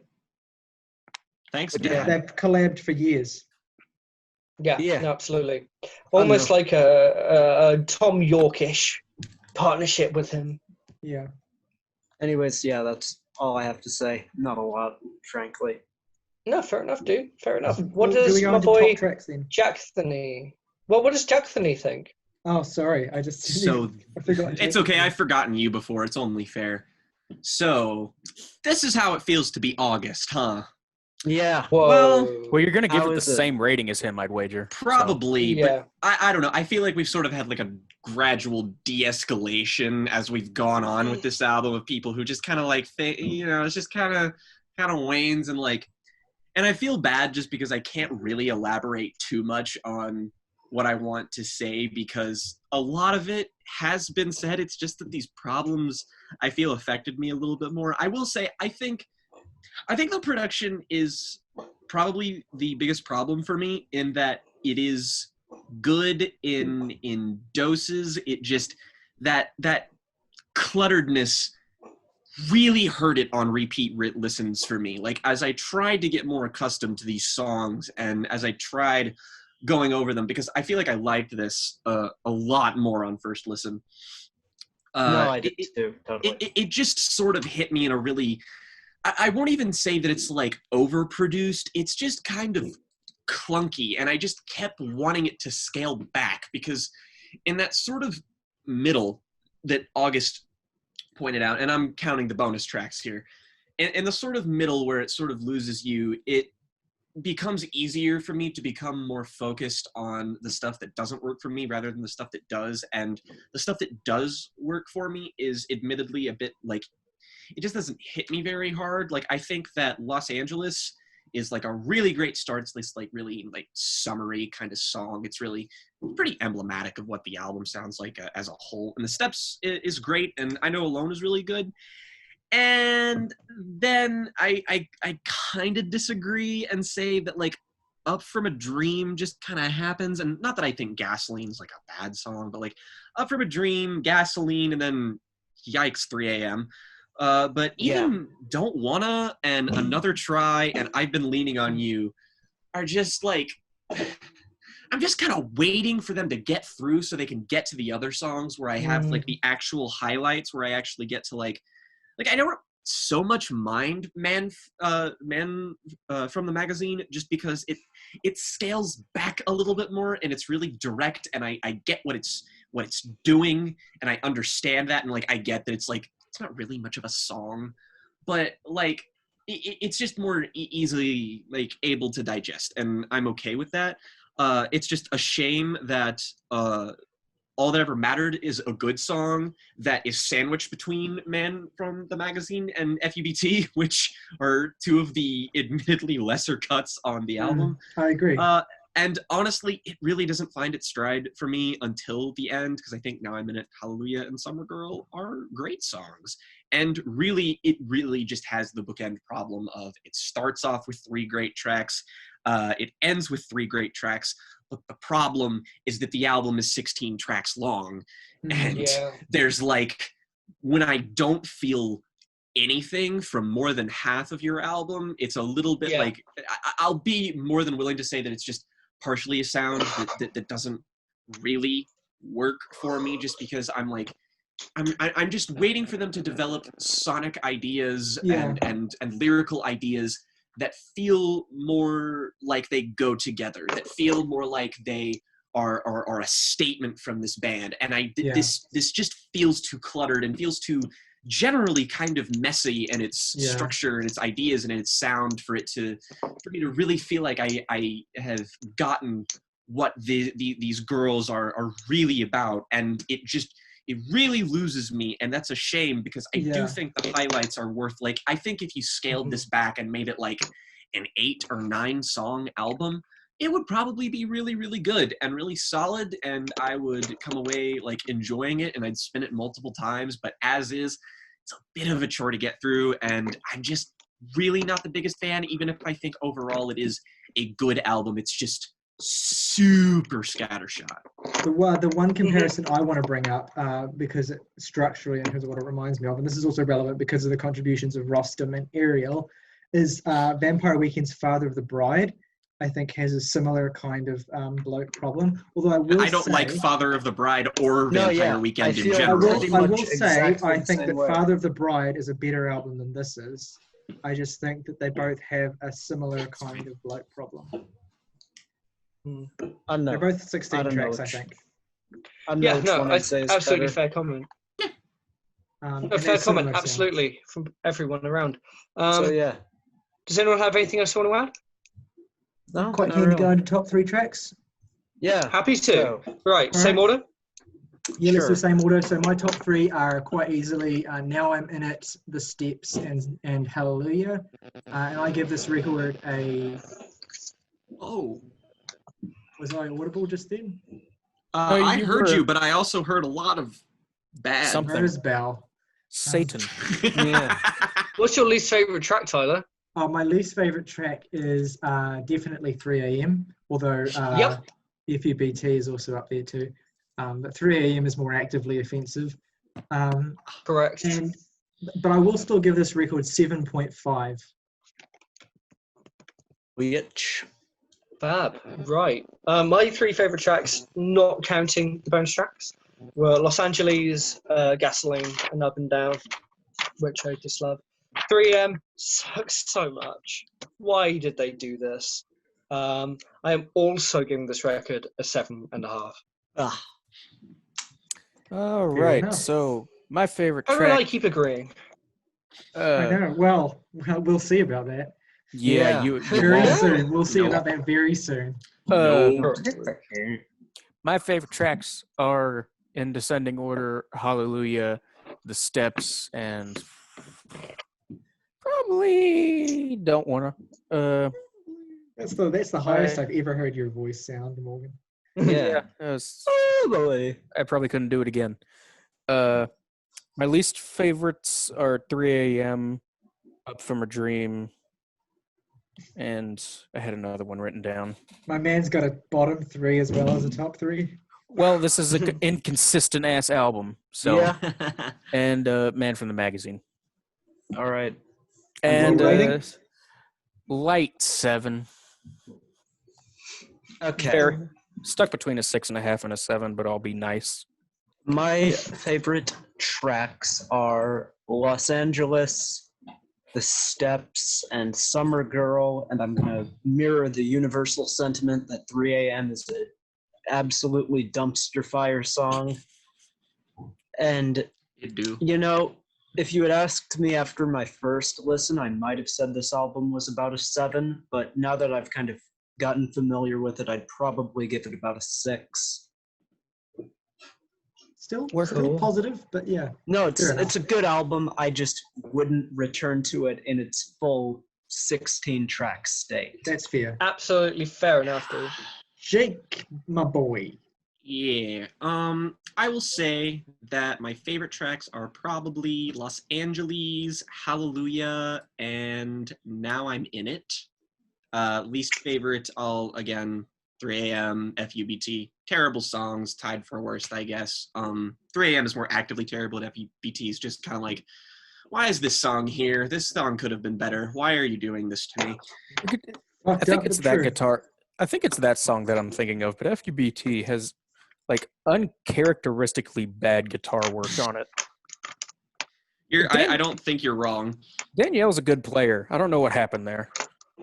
And yeah, I would give the album a light 6 out of 10. And also, I just like to apologize if I don't sound particularly great. I am having a terrible stomach episode right now, so I might not sound particularly great or enthused. And I am trying. I'm very sorry, Jake. Jake, It's for what okay. it's worth, I think you sound as coherent as or more coherent than you have all night. Thank you. Honestly. It's just not. Oh no, I am It's like true. 68,000 times more sober than I was an hour ago. Here's So- what you should do. You should just like walk to the nearest grocery store, like grab a bottle of Pepto-Bismol and drink it, just like that scene in Absolutely. Jack and Jill. You're gonna be cranking that vodka bottle back open when it gets to my Lamb of God review. Don't you worry. No, I probably won't, honestly. I Oh, mean, Just don't drink Pepto-Bismol. Just don't. Anyway, Have it. So those are yeah, our and thoughts on Haim. speaking of which, Alright. Tyler That mentioned was Lamb of God, which is on the docket next. Lamb of God, a notable and God, how long have they been around? 20 years now? Geez, something like that. Yeah. More than 20 years now. They are a groove metal band who have had a rather tumultuous history, if you've seen the documentary As the Palaces Burn. Also a terrific album. But they put out their self-titled, which is the album we will be discussing today, which I will go first on this just because it's a remarkably easy album to talk about. And it's an album that I'll just, come out swinging and say that I really like this album. And at first I was really confused at why I just sort of thought, I was just like, man, this universally just seems to be like what is considered like the lowest rated Lamb of God album. And I'm just like, I don't know about that. That doesn't feel right to me. And then I sort of went back and checked out Lamb of God's catalog, specifically their sort of like earlier and more mid-tier considered works, just because I'm a lot more familiar with stuff like As the Palaces Burn and Sturm und Drang, which is their last album, which is terrific. And I did come to the conclusion, I sort of met myself halfway, that this is probably one of their weakest entries in their discographies thus far. That being said, I still think it is a exceptionally solid release from them. It is a very immediate album that is not very in keeping with the more intense and groove heavy stuff that they've done in the past. Like listening to this and listening to As the Palaces Burn is night and day, frankly. And it goes for a much more direct approach, which is why I would recommend this as sort of a jumping on point for those who maybe have not had experience with this band or genre in general. It is a bit more palatable than something as unhinged as something like Ashes of the Wake, for example. But I think this album is fairly strong just because the sort of punk sensibilities of the band are in full force. It is a very, very topical album. Lamb of God are very, very angry. They do not care for the current political climate, and you are made keenly aware of this on pretty much every single track. I mean, you got tracks like Poison Dream, which basically directly address stuff like Flint, Michigan. You've got basically just, the whole speaking, truth to power, just sort of, there's less of a focus on it being a more intrinsically motivated album, and more of a societal one, which was the difference that they sort of had on their last album. And I think that the real weakness of this album is in its directness and in its sort of caustic approach, is that it doesn't really go as hard, and as a result it can get kind of repetitive with some of its lesser tracks, and some of its lyrical moments just do not hit as hard as they should be, because I think like some of it is really great because it's really sticky and hooky songwriting that you latch onto that get their points across, and then others are just kind of lame and they sound kind of dumb. Like, I don't really understand why it's necessary that, like, you know, did we really need to have a lyric that said "Make America Hate Again"? Like, that's really low-hanging fruit, guys. Did you really need to go for that? But overall, I do think it is a solid album. It is a heavy album, and it does not swing for the fences as hard as other Lamb of God entries, and as such is not particularly emblematic of this band. But that being said, I think it is accessible, I think it is punchy enough, and I think it is political and pointed enough to find a catharsis in its righteous anger, which is still found in tracks like Cemetery Man and Poison Dream and the opener Memento Mori. It's got lots of songs that made me come back to this album over and over again. It's a really, really exciting, listenable experience, but I did heavily enjoy it, even if it does have a significant portion of weaknesses. Cool. Can I just sleep on what you've said? Can I sleep on that, if that's okay? Fantastic. So Jake's the only person I've really talked to about my opinions on this album so far. I would concur that I think it's very, very good. I've been familiar with Lamb of God up until this point. This is the first album of theirs I've listened to in full. I can tell this isn't exactly what they normally do in the specific niche genre of metal they're after. Every time I listen to it, I feel like I have to sit through the first two tracks to get to the rest of the album. Not like they're bad. I think Checkmate is a low point on the album, though. Like Jake mentioned the line, "Make America Hate Again." American Scream is also a bit like, really? But then when Gears comes in, the intro does feel a bit like more of the same. I feel like I'm about to get more of the same, especially after the pretty great intro to Checkmate. But then when it comes in, that was the thing I said about the Between the Buried and Me album, that I like sometimes I just feel like it's punching me in the face and I'm saying thank you. And I feel that about the song Gears. The lyrics are very, very good. So hang it on the wall of your golden cage and tell yourself it means something. Industry and empire thrive while you're dying for always more. Like, it's very straightforward, in-your-face stuff, but I almost look at it like... Tyler, are you okay? We'll let him get to I almost look at it like some of my favorite political films, where it's like, it's not subtle, but I don't want it to be, especially when the form is so pummeling and in your face.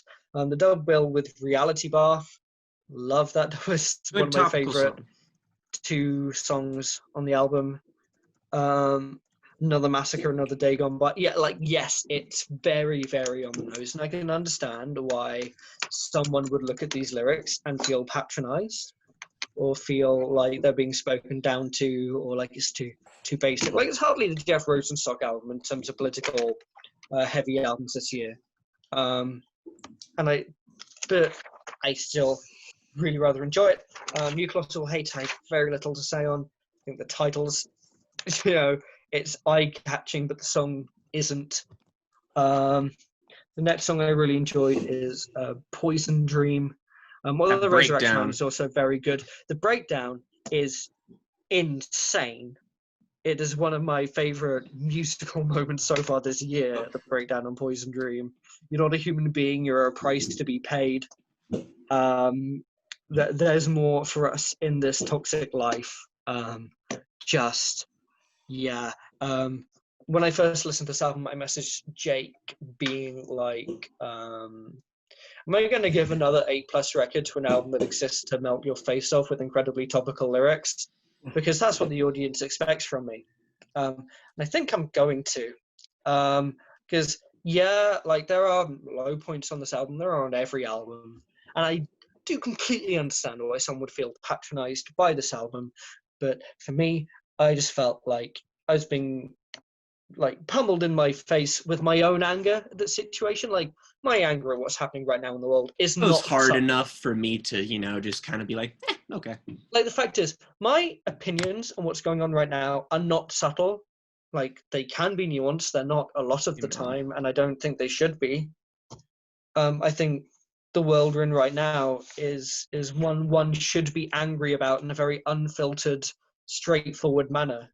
And this album is that. I feel like my own anger is being reflected back upon me, and it's deeply cathartic. I don't really want it to be subtle. I don't really want it to be very poetic. I want it to say straightforward, single things to me that I can be like, that's exactly how I feel. That's just kind of how I feel about the album. All right, so who wants to go next? Okay.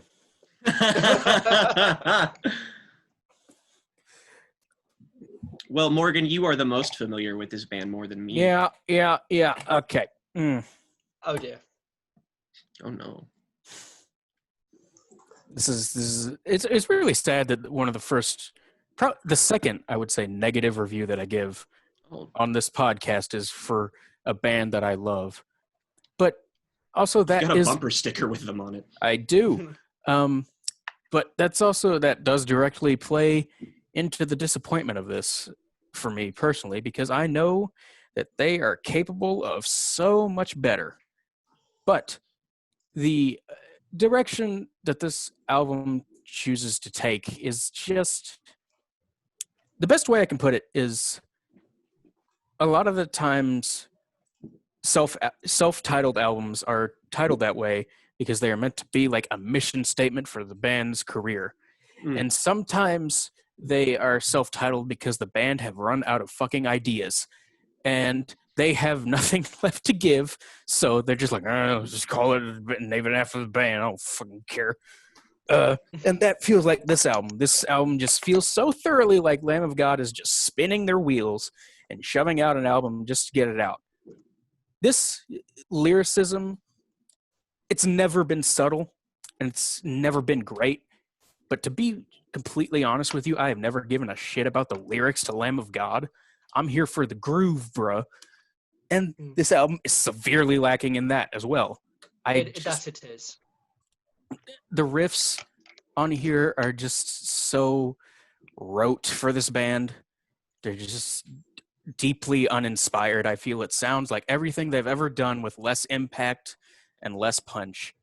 It's really disappointing because this feels like a time where we could use the Lamb of God of 2004 of Ashes of the Wake, when they were taking the Bush administration and the Iraq war to task, and they just phone it right the fuck in. I'm sure Tyler is going to have much more detailed thoughts than I do, but I can only stomach this thing twice. But yeah, I'm not a fan. Easily their worst album, in my opinion. I completely understand that point of view. That's the thing. Even though I enjoyed it a lot, I completely understand where you're coming from. Yeah, sincerely. Yeah. I understand where you all are coming from. I don't relate in the slightest, but I understand it. That's fair enough. All right, so I guess it's my turn. Sure. Because I think saving Tyler for last is our best. I would agree. Best idea. So the surprises for this week continue. To get prepared for this discussion, I went back and listened to Lamb of God's "As the Palaces Burn," kind of as per the recommendation of Jake and Morgan, who I believe both said it was their favorite of Lamb of God's, but correct me if I'm wrong. That is correct. Yeah, and that album is a record that it's pretty good. I think it's filled with a bunch of solid production, obviously produced by Devin Townsend of the Alan Parsons Project fame. Motherfucker. Never gonna not be funny. Yeah. On that album, Brandy Blythe's vocal performances are intense. The guitar tones and riffs are just absolutely impactful. And the hooks on that album are really good. They're not half bad. And I mention all of these elements because the new Lamb of God album has like approximately none of those. Because I think this album is bad. Yes, sir.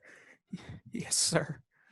I would venture to say this is the worst album we've reviewed so far. Oh, jeez.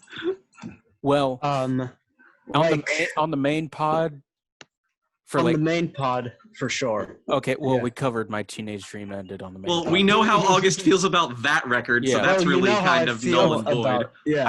I will agree with the limitation of new releases. Okay, so yeah, this album. So I think my biggest issue with this album is how the drums sound.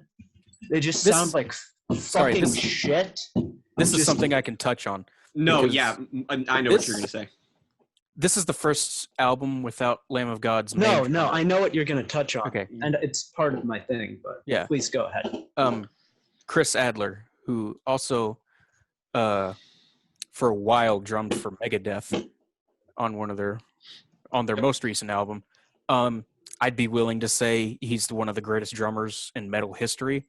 He's absolutely incredible. And he, especially now that he's gone, it's so easy to tell that he's the absolute backbone of this band. And he made up for so much of the groove and impact that they had. And Yes. the new guy is like... He's okay. He's fine. He's the Jason Newsted of this equation. Hey, now. Jason Newsted man. Jason Newsted at least brought more energy. No, he did. Jason just buried Newsted's him. Great. When the Yeah. production didn't bury him. Yes. So yeah, but I think this is just like a textbook case of badly recorded drums. Like, you can find a YouTube video that's like how to fix bad drums, and the guy will show you a demo of what that sounds like, and it sounds like it was sampled from this album. So Rip. I guess, yeah, Morgan alluded to the problem, to like what could be the cause of this. I mean, it could be the new drummer. They might have like changed recording methods for whatever reason. Maybe it's the producer's fault, and I don't have a concrete answer for why it I'm is. gonna look up and see I if the think production a credits are large- different on this and Sturm and Drang. I mean, to be honest, the way the drums sound, They are it's the that's same going to be- producer. it's going to be in part down to the quality of the drummer, sure, but a lot of it is going to be down to production choices about how to mix and master the drums, and also about how to record them, like where you put the mics and whatnot. No, absolutely. And I just have to imagine it's like a combination of at least two of those factors. Mm-hmm. And it's just really weird because this is the producer they've been working with since like 2006, I believe. I mean, a lot of these choices sound like they were made to actively spite Chris Adler. No, it's Which is especially really funny weird. because Chris Adler said he left because he refused to do the same thing over and over again. yeah. But I guess the reason I even make like such a massive deal out of this is A, it's bad, and B, it just kneecaps so many potentially enjoyable songs by the drums just sounding so flat, dry, and lifeless, like Memento Mori, Gears, Colossal Hate, Bloodshot Eyes. And I'm also not huge on the way this album is like actually mixed, because the older Lamb of God records, the drums, while they aren't all that present, they do a great job as like a backbone type thing. They really drive the record subtly to its groovy conclusion. But here, they're just so present and deafening in the mix. It's like a reverse Jason Newsted. But yeah, let's see, what more? There's a bit more, and however, the vocals aren't bad. Those sounded about where they needed to be. I find tracks like Resurrection Man and Reality Bath absolutely like embarrassingly edgy, especially with the lyric, "Is this the new abnormal? This is the new abnormal." Like, look, it was stupid when the Strokes did it, and you're not clever for doing it. It was stupid when the Strokes did it, and we like that album. Yeah, and we like that album. And yeah, I guess going off at the point of Reality Bath is that I'm fine with this album being political. I have no issue with political bands, obviously, because System of a Down is it's like System of a Down. It's like one of my favorite bands of all time. It's just the issue is that despite it's bad. The album just doesn't work on enough fronts to support their message. My tolerance for edge is definitely a lot higher than most people here. Yeah. I will I'd say foremost admit that. And now I'd like to get into the features, which this record has two of. We first got Jamie Josta, who he's not bad, but I didn't think he worked at all with the instrumental he was placed in front of, especially not after coming right after Randy Blythe. Speaking of which, 17 Years really done a number on Blythe's growls. He just sounds so weak. Chuck Billy of Testament fame is supposedly featured on the track Roots. I say supposedly because he's like damn near inaudible on that song. Boy, yeah.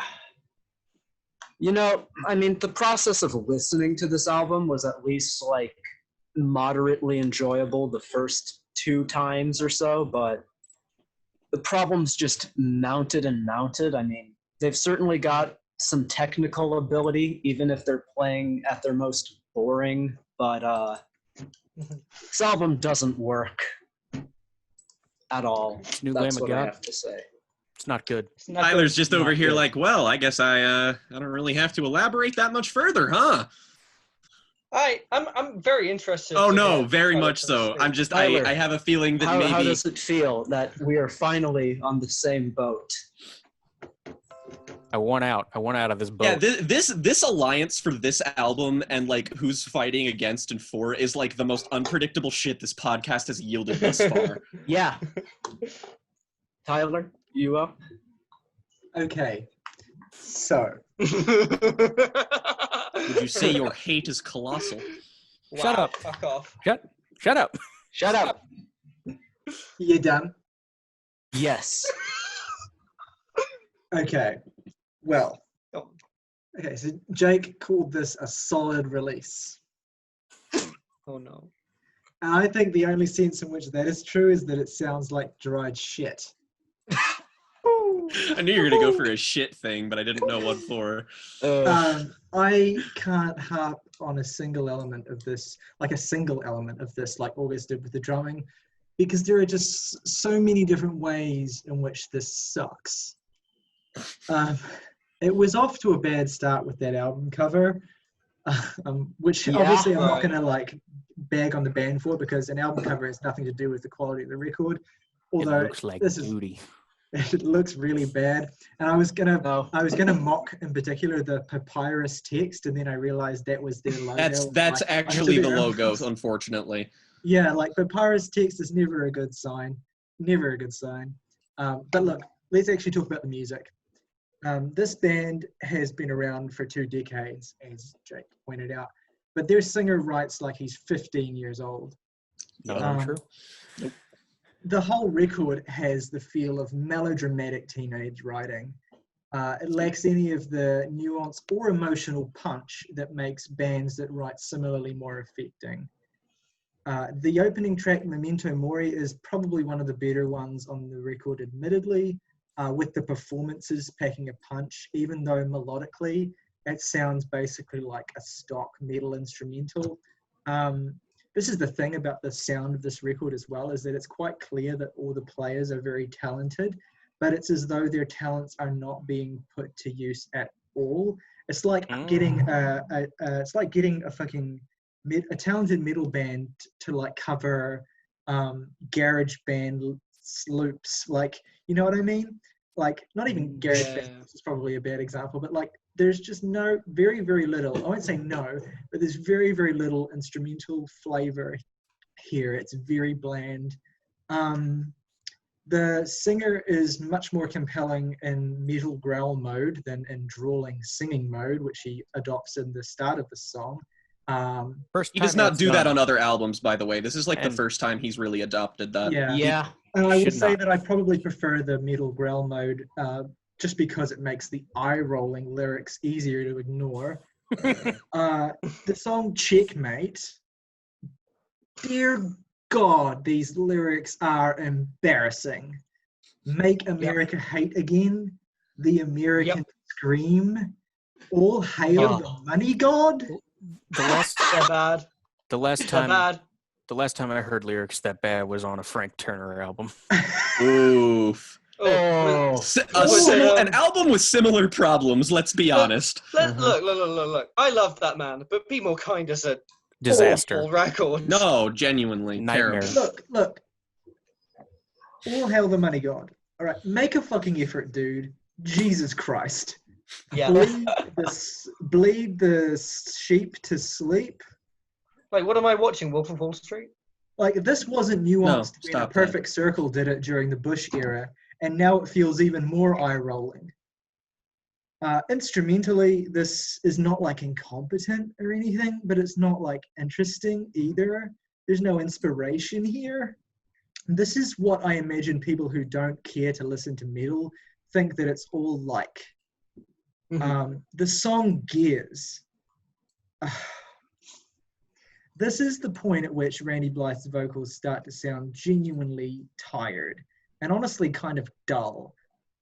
Lyrically, this might even be even dumber and lazier than the last song. I'm sorry because I don't want to be mean because I know that Saoirse highlighted some lyrics. Well, I mean, it's too late now. I'm not going to deviate from what I've written here. Before you say that, like I said, I completely understand if you find these lyrics eye-rolling and condescending and on the nose. Yeah, and I'm going to talk about why like that is a problem for me. Like, I understand your perspective as well, and lacking nuance when talking about politics and just being full of rage, I don't think is an inherent weakness. I don't. I agree with you on that. But there's nothing interesting here. I just want to like point out some of these lyrics. Empty actions to fill the time. Commercial gods keep you in line. Industry and empire thrive while you're dying for always more. Wow, guys, this would have blown my mind when I was 12. Fucking hell. You guys know, man, there's a car that runs on water, man. Sad, I've already died. You're just been what I've been waiting for. Like Reality Bath. Look, this with Reality Bath illustrates a nice point I want to make here, which is that just because you're talking about a potent issue, just because you're taking a strong moral stance, and just because you're being agreeable in your passion, does not make your music inherently good. Yeah. This is the new abnormal. Come on, guys. I just had a flashback. My like, line here. I swear to God, you just said the exact same thing I said about the new 1975 album, and I think that's beautiful. Valid. Like, I'm going to steal, August stole my line here, but I'm going to say it anyway. It wasn't nifty when the Strokes adopted the new abnormal thing, but I think that applying such a dull cliche to such serious subject matter is actually kind of fucking insulting to what they're trying to get across. Like, it just undermines what they're doing so much, because what it results in, I mean, the performances are very passionate, so that helps peel it back a bit from this. But what the lyrics make me feel is that this is like a really low effort attempt to cash in on a political climate where this kind of music is attractive. Like, it doesn't feel earnest. It doesn't feel like they actually mean it, because there's just not much effort put into the writing. This is the thing. Like, when you can feel when you can feel like the writing is simple because there's a real like strong emotion there that they just want to get across, and they're desperate to write and desperate to sing, like that carries it. And like I don't doubt, like I would not be surprised if Randy Blythe is very, very genuinely, like, I'm not trying to assume that he's being fake or anything, but it's just like inadvertently it is the effect this album has to me. It just doesn't feel earnest. It feels lazy, and I'm insulted. The clean vocals on Reality Bath as well are fucking god awful. New Colossal Hate is a bit better. Just it sounds a bit better instrumentally. But I mean, there's still, the writing here is still the same effortless, lazy tripe that you get everywhere else. There's one moment in the song Resurrection Man. So about 30 seconds in, because it starts off quite quiet, and then 30 seconds in, he goes, bleh! And then the song just like... Yeah. Sorry, he does what? What does he do? That's literally what he does. He does... That song is just... That's one of the most song is so unintentionally bad. funny things I've heard on an album this year. He just like... It just... That's just a detail, but it just made me literally fucking collapse with laughter. Yeah, no, fair enough. Oh, I've got to listen to that again And because again, that's such a funny moment. I think the problem with this record is not as necessarily just how silly the lyricism is. It's how seriously the band seem to take themselves. They have fashioned this as some kind of bold, emotional, political statement. But shit like this would work so much better if it weren't played that way. This track specifically was what made me think about Resurrection Man. This is just brainless metal fuckery.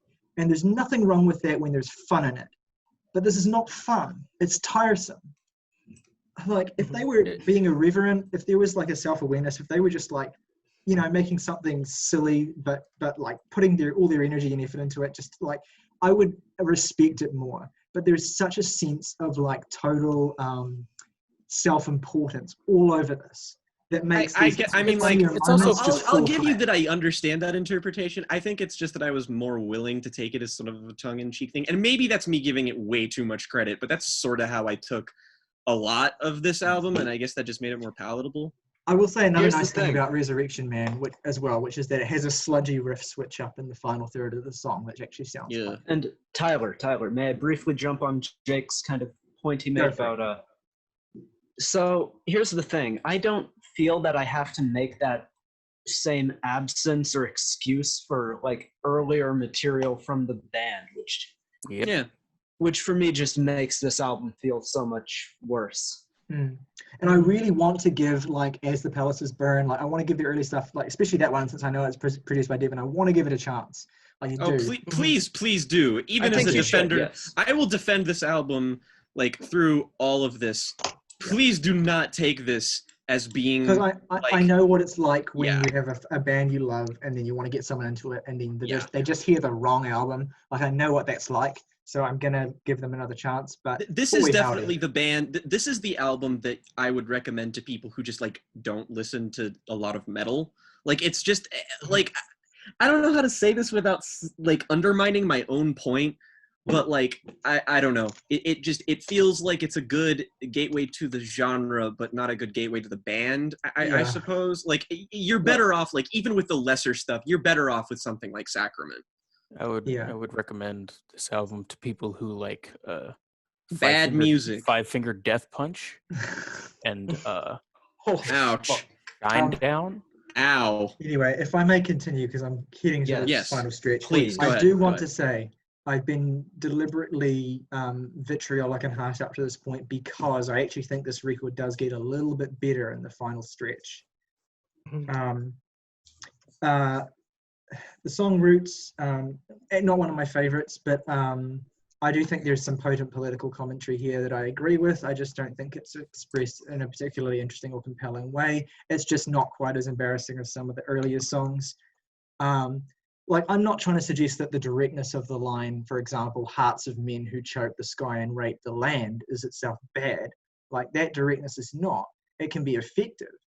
But finding good lines here is like wading through a sea of shit. Like, and also there's a guitar solo in this song that just sounds like really stock. Like, it really like dad straight I from, think that's like, the guy from lyrics. Testament.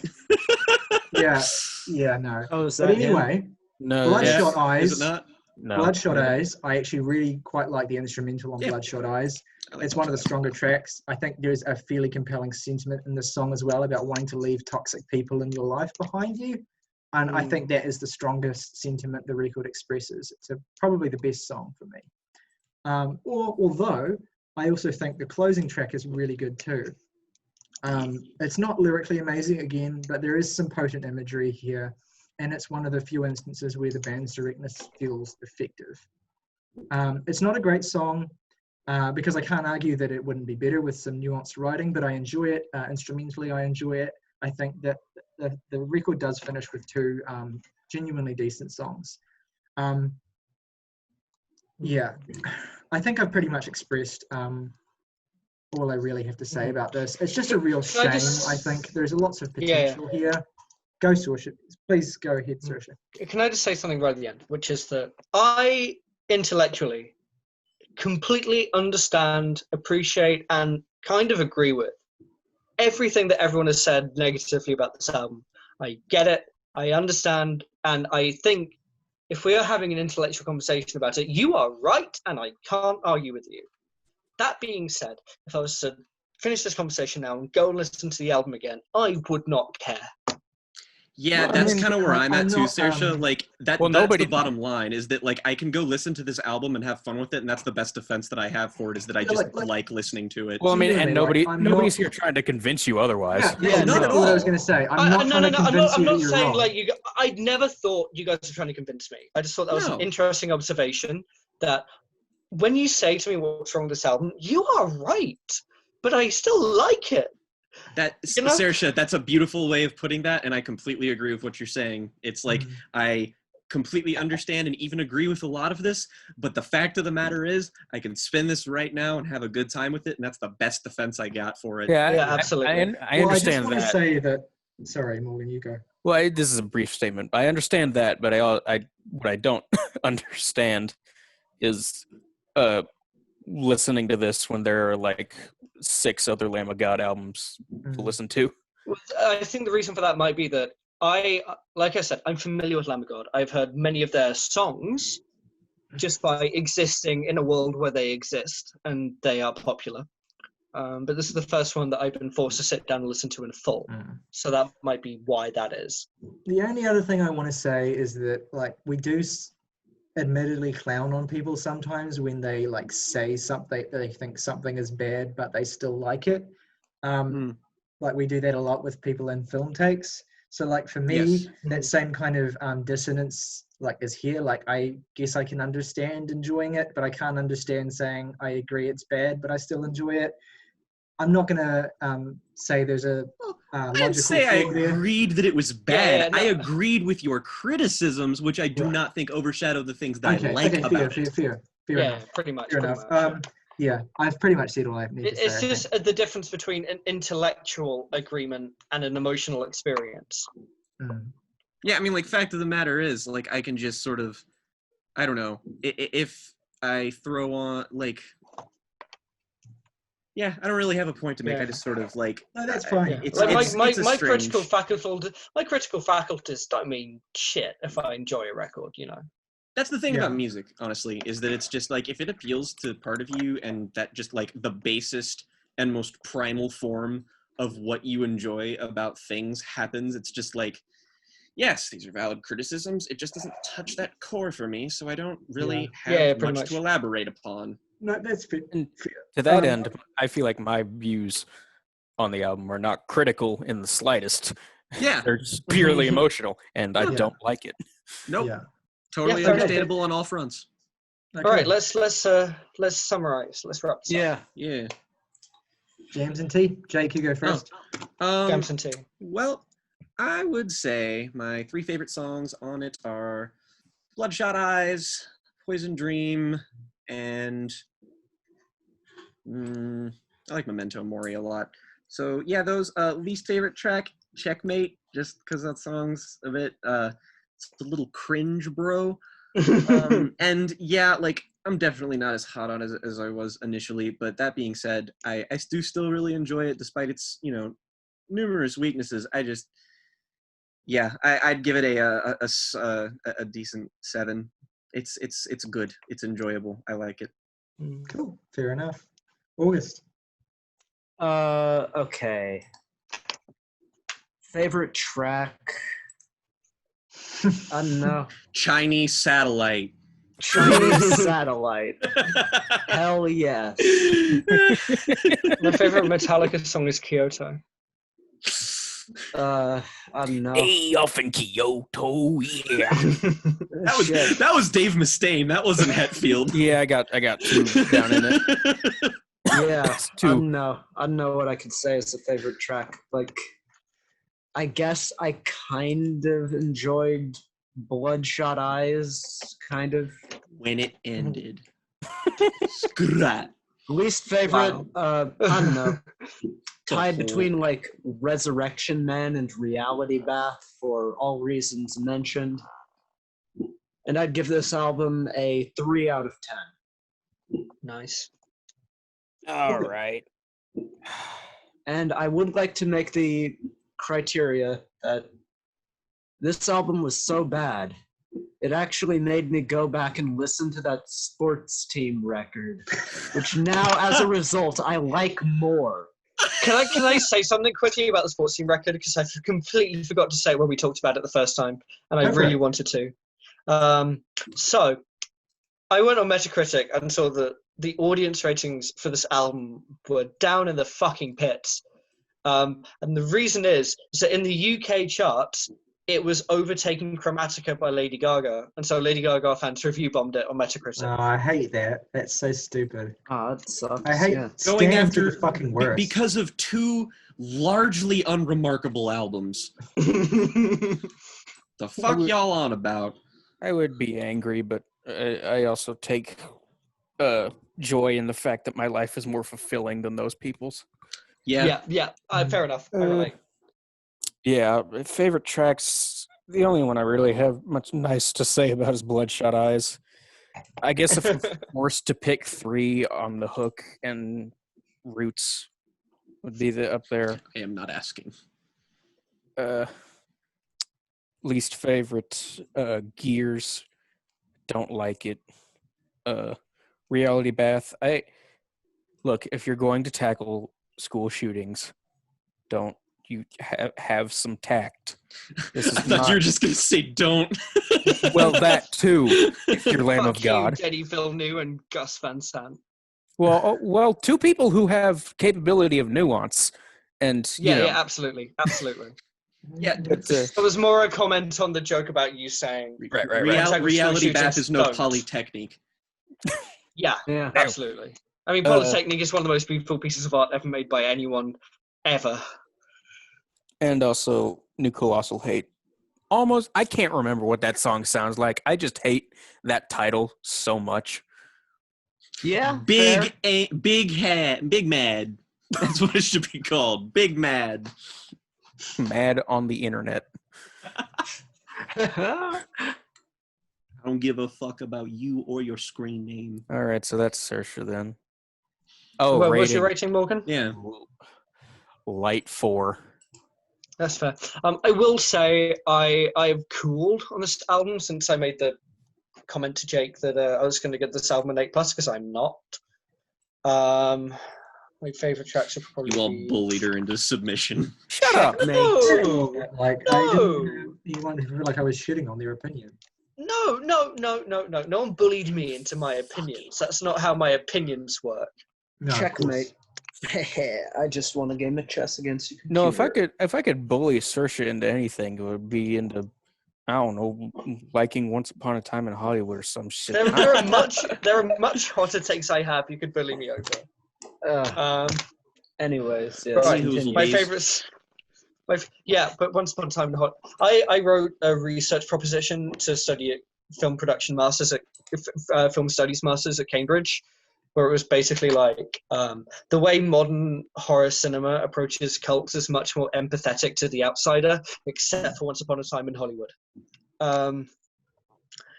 And With all due respect, I don't want to read that. that's fair enough.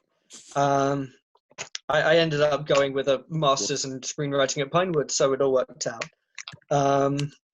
My 3 favorite tracks, probably Poison Dream, Bloodshot Eyes, Gears. Least favorite one is Checkmate, which the more I think about it, the more it is just awful. It's getting a 7.5. Wow, we bullied Saoirse out of an 8. That's not what happened. Come Well, on, too it's bad. My like- head can. Like, come on. Saoirse Heavy. is big enough and smart enough to have her own opinions without worrying about what the fuck we think. Thank you, Tyler. So, what do you think, Tyler Atkinson of 123 Downing Street? Motherfucker. So 3 favorite tracks. No. I will say 2. I'll give you 2. Bloodshot Eyes and On the Hook. I'll give you those. Yeah. As That for was least the- favorite tracks, yeah. I'm gonna shout out the trifecta of Checkmate, Gears, and Reality Bath, which are the 3 worst songs I've heard this year, bar maybe the really, really bottom stuff on Music to Be Murdered By. And I'm going to give this album a strong 2.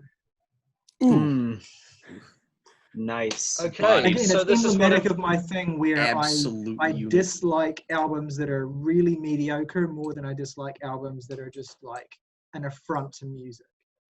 That's fair enough, dude. Yeah. Although It's I think this is one of three's the the fucking line. right. So 1, 2, 3, 4. This is the 4th album we've given a negative score to. Nice. Very good. Very. I mean, that's the thing. It's just like this would inspire, like, in a way, this is sort of the worst praise I can give it, is that it's like, despite my decidedly opposing stance to 3 members of this podcast, I cannot find it in me to argue definitively about it, over it, because it is really not worth it. Yeah, I mean, at the end Yeah, of the yeah. day, just listen to As the Palaces Burn. Yeah. Right. See, again, well, I let's- like it. Totally agree. Let's now talk about an album that has actual like poetry to it. Finally, an Let's album I fucking have read it. strong feelings for. Jesus. God, I just turned over my notes and just the assault of text I wrote. Well, Oh Lord. Saoirse, why don't you just go for broke? You can do everything, and then we'll kind of follow you up. Yeah. That's absolutely fine with me. Sis. Right. So my tied favorite band, the Mountain Goats. For a long time, it was John Darnielle with the Boombox. And then he made a studio album, and Back to a Boombox, All Hell West Texas, which is the best album ever made. And after that, he made Tallahassee, which builds off many of the sounds and aesthetics and themes in All Hell West Texas, but it turns it into this concept album about this couple. I will take you through their story now. So with this album, as soon as I hear the bass of the title track, the opening track come in, the duh, duh, duh, duh, duh, I feel like I am in a safe, warm hug with a warm mug of tea or hot chocolate in front of me, and it's just like, and considering how dark this album gets, it's like a beautiful place to start in. It's like False sense of security.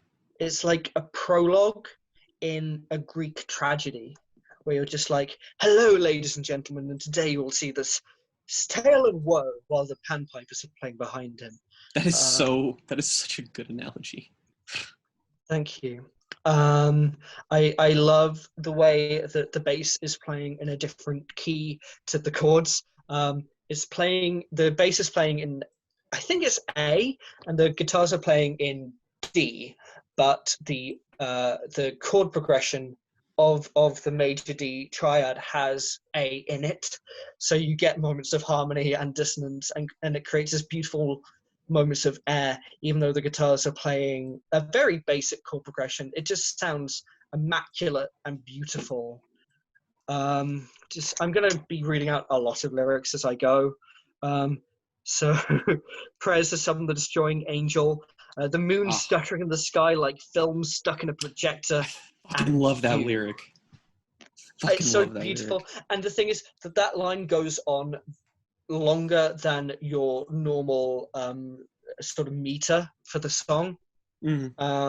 I I like that about it's John's like the songwriting a lot. It's very unkempt Yeah. on purpose. Absolutely. A recurring theme you'll see on this album and in his writing in general is an album will be about a story or a theme or a concept, and each song will approach that concept with a core metaphor that it keeps attacking in different ways. And that's going to be something we come back to. Like the way game shows that touch our lives focuses on the metaphor of white trash game shows representing aspirational wealth that is outside of your reach. It keeps attacking that metaphor in different ways. There's also a lot of horror film imagery here. There's a song called The House That Dripped to Blood, which is an actual horror film. Metal song title. Yeah. Metal is John Donneill's favorite music genre, which I find incredible. He also listens to We have clipping. this. Yeah, honestly, we have the song "Southwood Plantation Road" where he that we have the line like a Louisiana graveyard where nothing stays buried, and imagery like that is all over this record. So we finished. Lots of death. Yeah, well, it's lots of death and it's lots of horror film imagery, and what we see then is the juxtaposition between this beautiful album and these horribly dark emotions verging on horror, which represents wonderfully their relationship between the fact that love is the same as hate in the relationship between these two characters. I should say this is a concept album about two unnamed protagonists who live in Tallahassee who are in this horribly love-hate relationship. And then we move into the first track that starts sort of an explicit narrative, being First Few Desperate Hours.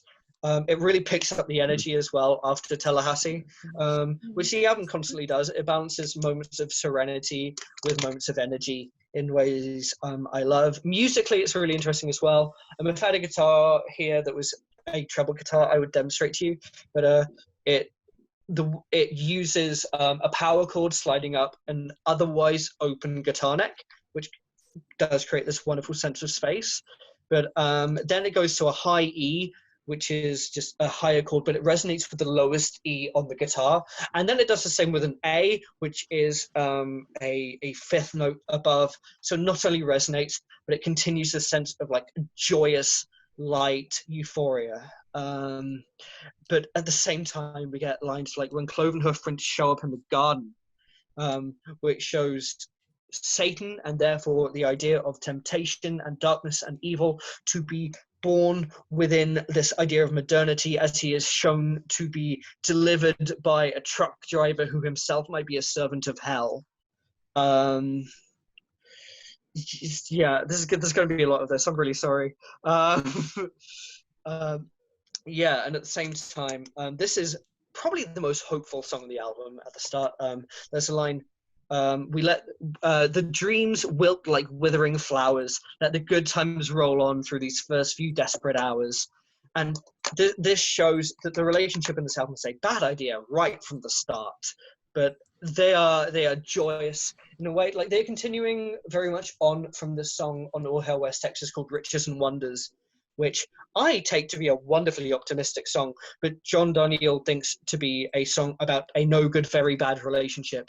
And framed within the context of this album, that makes so much more sense, because First Few Desperate Hours shares so much thematic DNA with Riches and Wonders. Riches and Wonders is just one of the best songs about what love feels like ever, in my opinion. Yeah, and then we get on Southwood Plantation Road, which I've already mentioned. The music has these sharp organs and synthesizers and maracas with this driving bass, which, like the Haim album, is a real hero on this album, the bass. Again, in this one, things seem kind of good. We had this line, I'm not going to lose you. We are going to stay married in this house like a Louisiana graveyard where nothing stays buried down on Southwood Plantation Road. And still, it's hopeful, but it's a no good, very bad relationship. There's a focus on material symbolism, on material goods representing a quality of life in this song. They talk about, like, I bought you white gold. And this is a recurring theme on the album, and it also highlights how their ideas of what qualifies a healthy relationship are very hollow, which is built on so much more in game shows that touch our lives. Game shows touch our lives. It's not about the game shows that touch our lives. It's about the fact that game shows do touch our lives, which is one of my favorite songs they have ever written, ever. It's just so beautiful and immaculate, and it again reverses and plays with the 3-chord structure in very, very interesting ways, going from a G to a C to an F, which is a 3-chord structure but played kind of in reverse. And then we bring in a D, and C, G, D is another 3-chord thing, but it's playing between keys in a very interesting way. And it creates, again, the sense that things are beautiful but threatening, and it will wrong foot you. It opens with this: I dug up a fifth of Hood River gin. That stuff tastes like medicine, but I'll take it. It'll do. Which is one of the best lines about alcoholism I've ever read, ever, as someone with an addictive personality. So it's about filling that hole. And again, I cannot touch on the complexity with which the relationship in this album is displayed, because you have to listen to the album to understand that, really. But part of the complexities of their relationship is they each have a hole to be filled, and they think they can fill it with the other person, but you never can. And this is very much represented by his cravings for alcoholism, which will come back later. I very much resonate with that feeling of having a hole that needs to be filled. Hey, same, Tyler. All of that money, look at it fly. Again, it's the beauty of material aspirations over emotional fulfillment. And probably my favorite Mountain Goats line in any song: people say friends don't destroy one another. What do they know about friends? Fucking love that song so much. It's just so good. And again, everything's going to be okay soon. Maybe tomorrow, maybe the next day. All of this could be yours if the price is right. It's so witty and clever. I love that beautiful song so much. Yeah, honestly, if I could write down every lyric on this album that I think is beautiful, I would just give you the lyric booklet. So of course I'm going to skip over some stuff, but there we go. We move on to The House That Dripped Blood, and the first explicitly kind of rocky song on it. This is maybe the song on the album where you can feel John Darnielle's metal influences the most. Most of these songs don't have strong percussion, although some of them do. So of course, like, it's not quite in that area, but the heavy bass and the harmonica creates a really piercing sound. The cellar door is an open throat. This is a song that the central metaphor here is interrogating the structure of the building in which the couple live to find the flaws in their relationship. You strip the wallpaper, you look under the rotting floorboards, look past the rotting photographs. You have the patience of a saint just combing through this story. And it's almost like it's inviting you to be a forensic detective, unfurling the details of this twisted, torrid relationship, which I think is actually the best way to approach the album. There are two best ways to approach it, really. One is which just to let the music flow over you and the poetry of the lyrics, and the other one is to actually interrogate their relationship and what it's saying about the couple. We then move on to Idylls of the King, which I think is a wonderful companion piece to the song later, Peacocks. They're very musically comparable. And also in terms of the style of the poetry and the influence it's drawing from for the way in which its lyrics work, they're very comparable. It's gloriously chill. I have less to say about the song, but I still think it's really good. It's sonically gorgeous, and it brings in bells and a classical Spanish guitar with the nylon strings. He talks about having armies of ghosts. This, I think, I have less to say about how this impacts the rest of the story, although I'm sure it does. It is kind of overshadowed by the fact that it is in the middle of a 5-song stretch of Game Shows That Touch Our Lives, House of Drip Blood, Idylls of the King, then No Children, and See America, right? It's right in the middle of that, and it's probably the worst song of the 5, although I still think it's really good. Then we move on to No Children, which is one of the best songs written by anyone ever with a human brain. Oh, signed. I concur. I hope you die. I hope we both die. This is a song that doesn't need a metaphor to talk about the relationship. It is just these people hate each other, but they love each other, but they hate themselves. It is the most but they're driven by brazenly ego. hateful thing I have ever heard that But it's isn't so a beautiful. aggressive, progressive, industrial death metal song. Oh, yeah, but it's so beautiful. The pianos are glorious and luscious and captivating. And it's just, John Darnielle has never played the piano better on any song he's recorded. It's again, if you want one song to be emblematic of what the relationship on this album is like, it's this song. It shows how self-destruction can be the opposite side of love as much as hate can, and how if you're in a toxic relationship but you hate yourself, not only is that self-hatred driving what is toxic about the relationship, but it forces you to stay there because you think you deserve it. No Children is about this. It is so well done, and it's so poetic and yet straightforward, and it delivers all of this meaning. And then we move on to See America Right, which is probably the most explicitly narrative song on the album. The song that most actually tells a story about these people. It's basically a song about a drunken bender that the man on this relationship goes on, where he gets arrested for drunk driving. And he gets on a bus, but he doesn't care that the bus driver knows he's pissed. And then he goes up to town, I think it's New England or somewhere, where he meets up with his girlfriend, and they have a lovely time. And this, again, is a really wonderful example of what John Darnielle meant by the fact that Riches and Wonders is a really fucked up song. Those are two people that just get drunk together and have a glorious time, and it is the tails to this song's heads, where that song shows you how beautiful that feels. This song shows you how actually fucked up that is. And it's like a really harrowing story about two people who don't realize what terrible people they are, and they love each other, and they're feeding the worst parts of each other. And I think this song complements the line on International Small Arms Traffic Blues, whatever it's called. That's You've Got the Best of My Love. Where it's like, if this is your love, I don't know if you know what the best of it is. Can I just want to interject real quick to comment on No Children. I'm going to talk about it myself, obviously, but there's just one detail of this song that I've just discovered that I think is an incredible piece of trivia, which is that the lyric, I hope you die, I hope we both die, is inspired by the Leanne Womack song, I Hope You Dance. Wow. If any of you know that song. Wow. Yes, I do. Alrighty. Good God. This is a quote from John. I was listening to this song and I thought,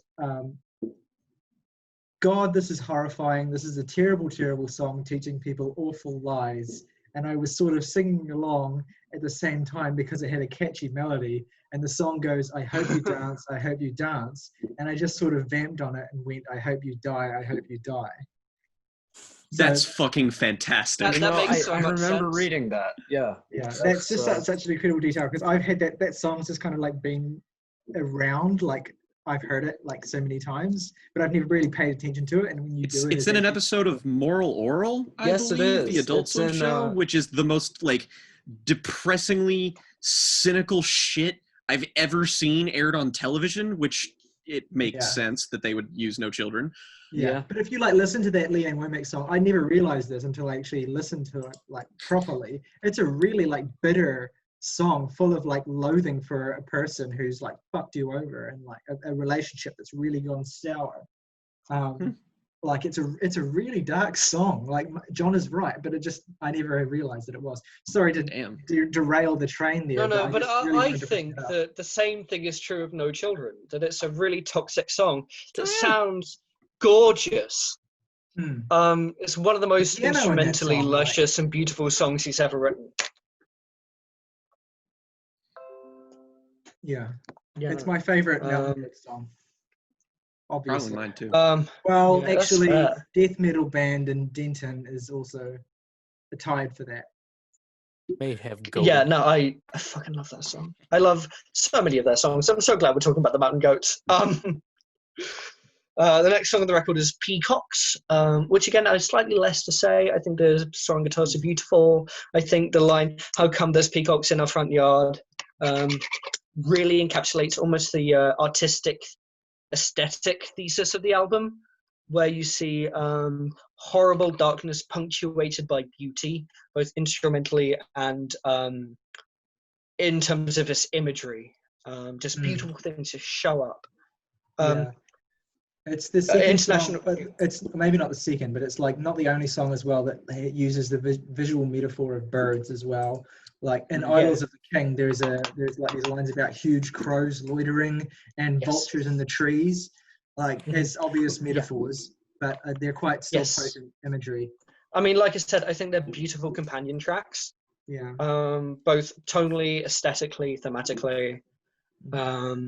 But then we move on to International Small Arms Traffic Blues, which is a song that's emblematic of something I kind of in a strange way love about the Mountain Goats, which is a lot of their songs and albums take a few goes for me to realize how much I love them.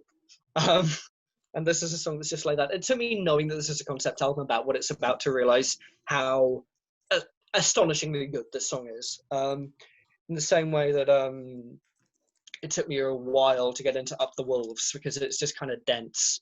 But now it's one of maybe my favorite Mountain Goat song ever. It's a great song. I mean, Up the Wolves, not International Small Arms Traffic Blues. Yeah. I know what you mean. It's a good song. It's one of the best songs on Song Century. Yeah. Oh, absolutely. And then I went on its YouTube page and they were like, oh, it's brought here by The Walking Dead. And I was like, what? They used that song?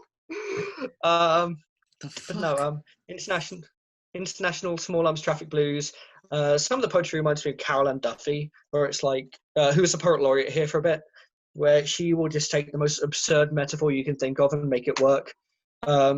If you want to know where the whole Les Onions thing in Shrek is from, it's from Carol Ann Duffy. So anyway, my love is like a powder keg. My love is like the border between Greece and Albania. My love is like a Cuban plane smuggling Those comparisons arms. on that song really do me in. Yeah. It basically says that the love we have is like a symbiotic relationship in hell where we sell each other weapons we will later kill each other with. Highlighted by the line, there is a shortage in the blood supply, but there is no shortage of blood. How I feel about you, baby, you've got the best of my love. That sounds beautiful, but lyrically it's terrifying. I love that. Yeah. I love that. That's horrific. That has because of like how beautiful it sounds. I think the best of my love is probably a reappropriation of a lyric from a song too. I'd be able to wager. Yeah, I think it is as well. I know the song you mean, but it's not coming to my mind right now. Anyway, I love the song. It's one of the slower songs on the album, but I kind of go with the Mountain Goats for slower songs. So, do I care? No. Old College Try. Have to explain. One of the most explicit titles about what the song's about. But I love the music. I love these lyrics. Someone's going to do something someone else will regret. That's just such a great subversion of what most songs would put in that space. Where it's like, you're going to regret what you do. It's like, no, you don't give a shit. You're just going to do it and it's going to hurt everyone around you. I speak in smoke signals and you answer in code. It's one of the heartbreaking. This is, though, one of the first songs on the album where they know their relationship is non-compatible in this kind of ending. As you can see from that, something's going to have to explode. But even the I speak in smoke signals and you answer in code, that's one of the most lucid moments that any character has spoken with on the whole album. It's one of the few moments of clarity about their situation. And you'll see this going through the rest of the album, where they are realizing how much they have fucked up their own and each other's lives, but not enough to do anything about it. We see this then on the next song, Old College Try. The line, of course, referring to the idea that we're going to give it one more try for old sake. The organs are a joy. I know. I love that detail. Absolutely. Our love has never had a leg to stand on. I want to say sorry for things I haven't done yet. Things are about to get completely out of hand. Like the searchlights in the parking lot of hell. Just, oof. It hits me like a ton of bricks. Just absolutely astonishing song about people who romanticize tragic romance. And it's their own tragic romance. So this is a doubly bad idea. And it's just like, our love has never had a leg to stand on. Our relationship is fucked, but we're going to keep trying. It's the name of the song. And then the narrative kind of ends with Oceanographer's Choice. We get this wonderful panning rumble going between the right and left ear in the track. It brings up this absurd imagery that happens to be on television of like the Superman guy running, like stabbing a guy dressed in a skeleton outfit, which at first I'm like, John, that's a bit silly, but then I realized it's on TV and actually the song is really dark and really serious and oh god, what will I do if I don't have you to hold on to in the dark?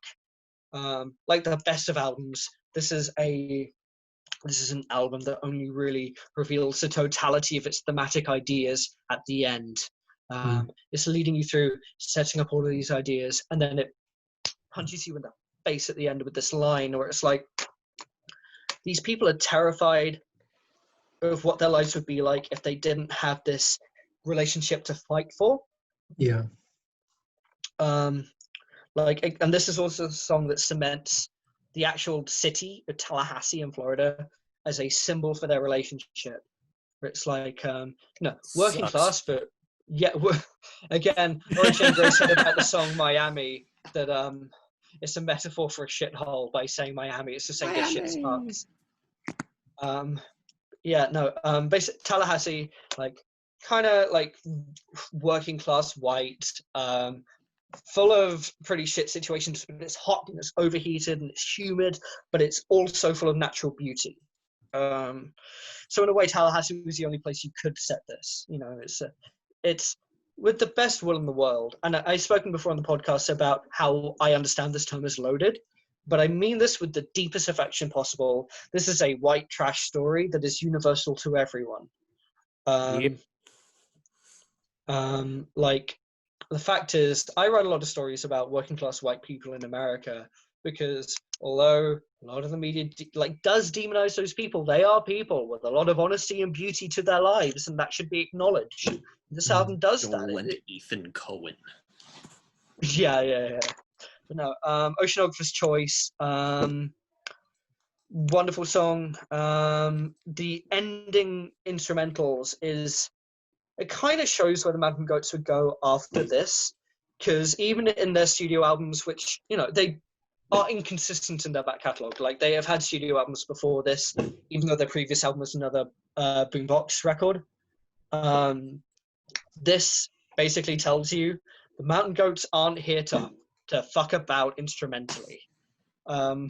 Those just buzzing synths going doo doo doo doo. It's like brain scorching, and it gives you a hint as to where they would go on albums like Goths instrumentally, I think, and Heretic Pride as well to an extent.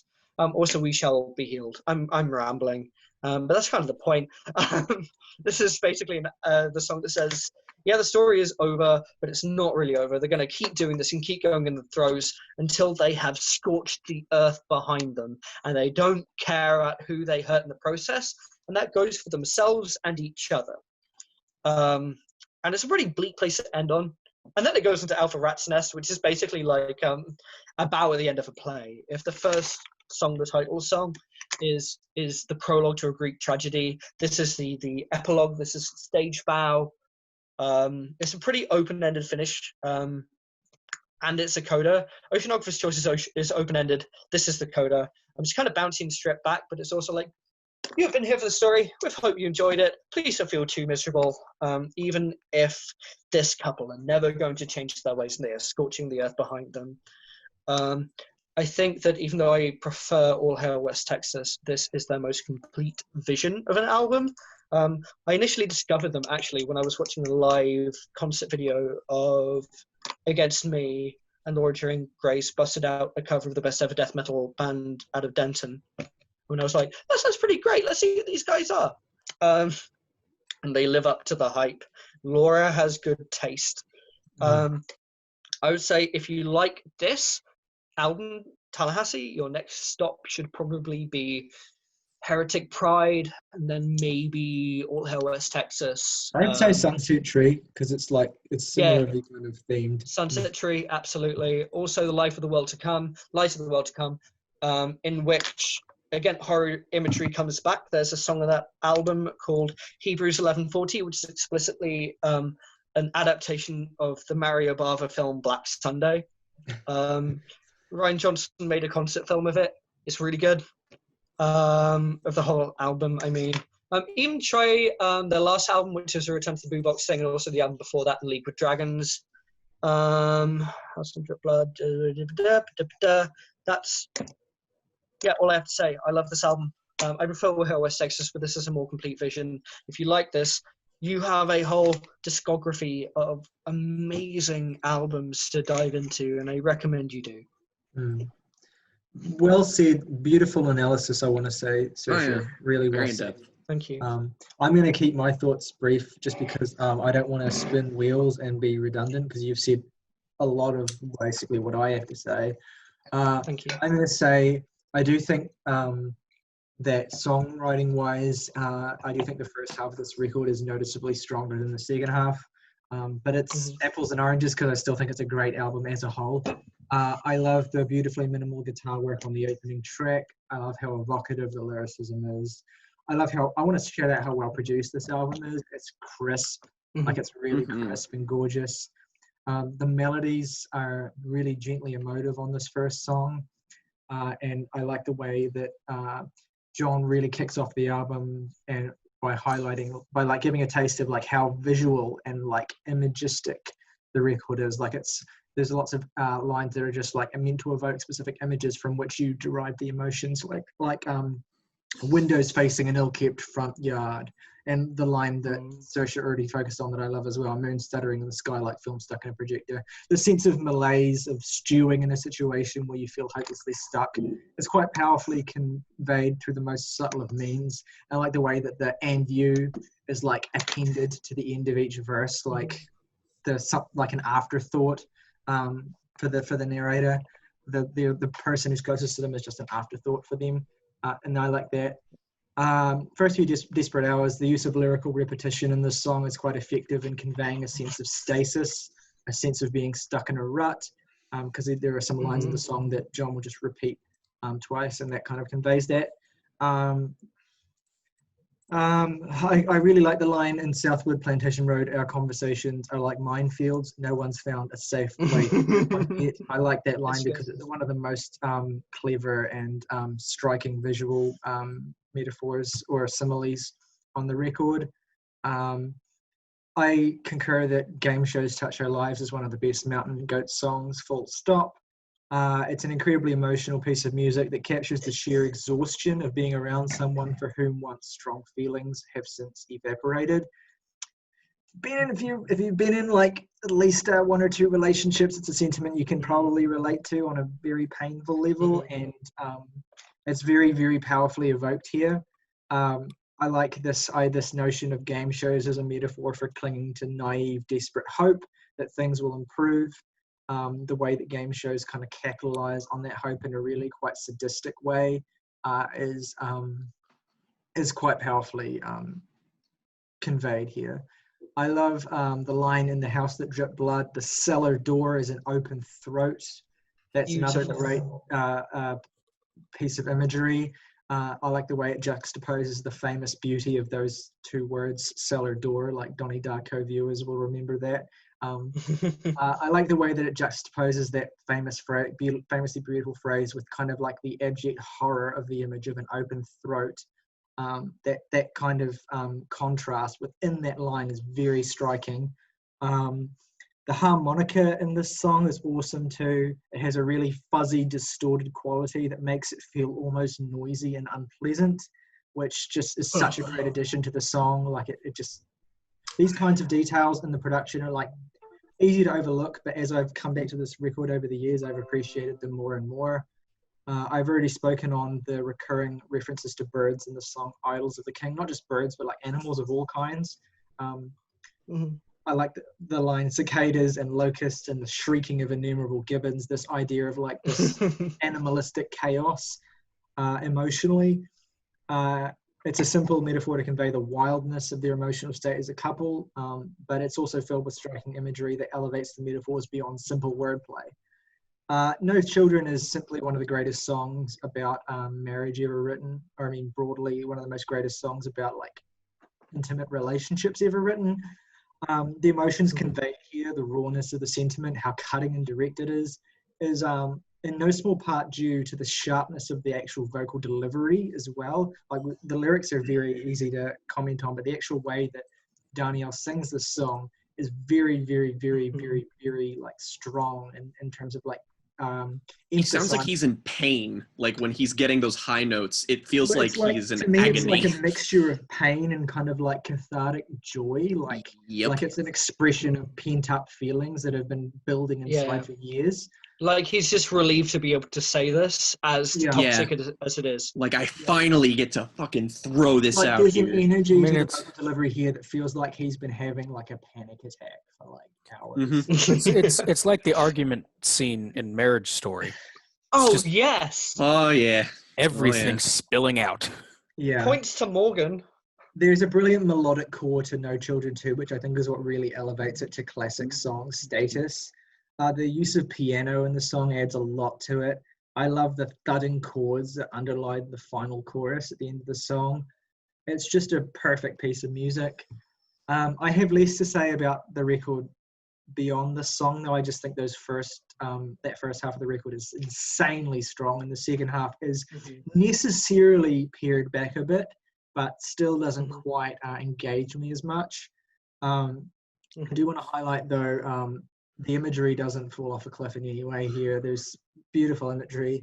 I like in the song Have to Explode. I like the image of you and me lying on the tile floor, trying to keep cool, restless all night, sweating out the poison as the temperature climbs.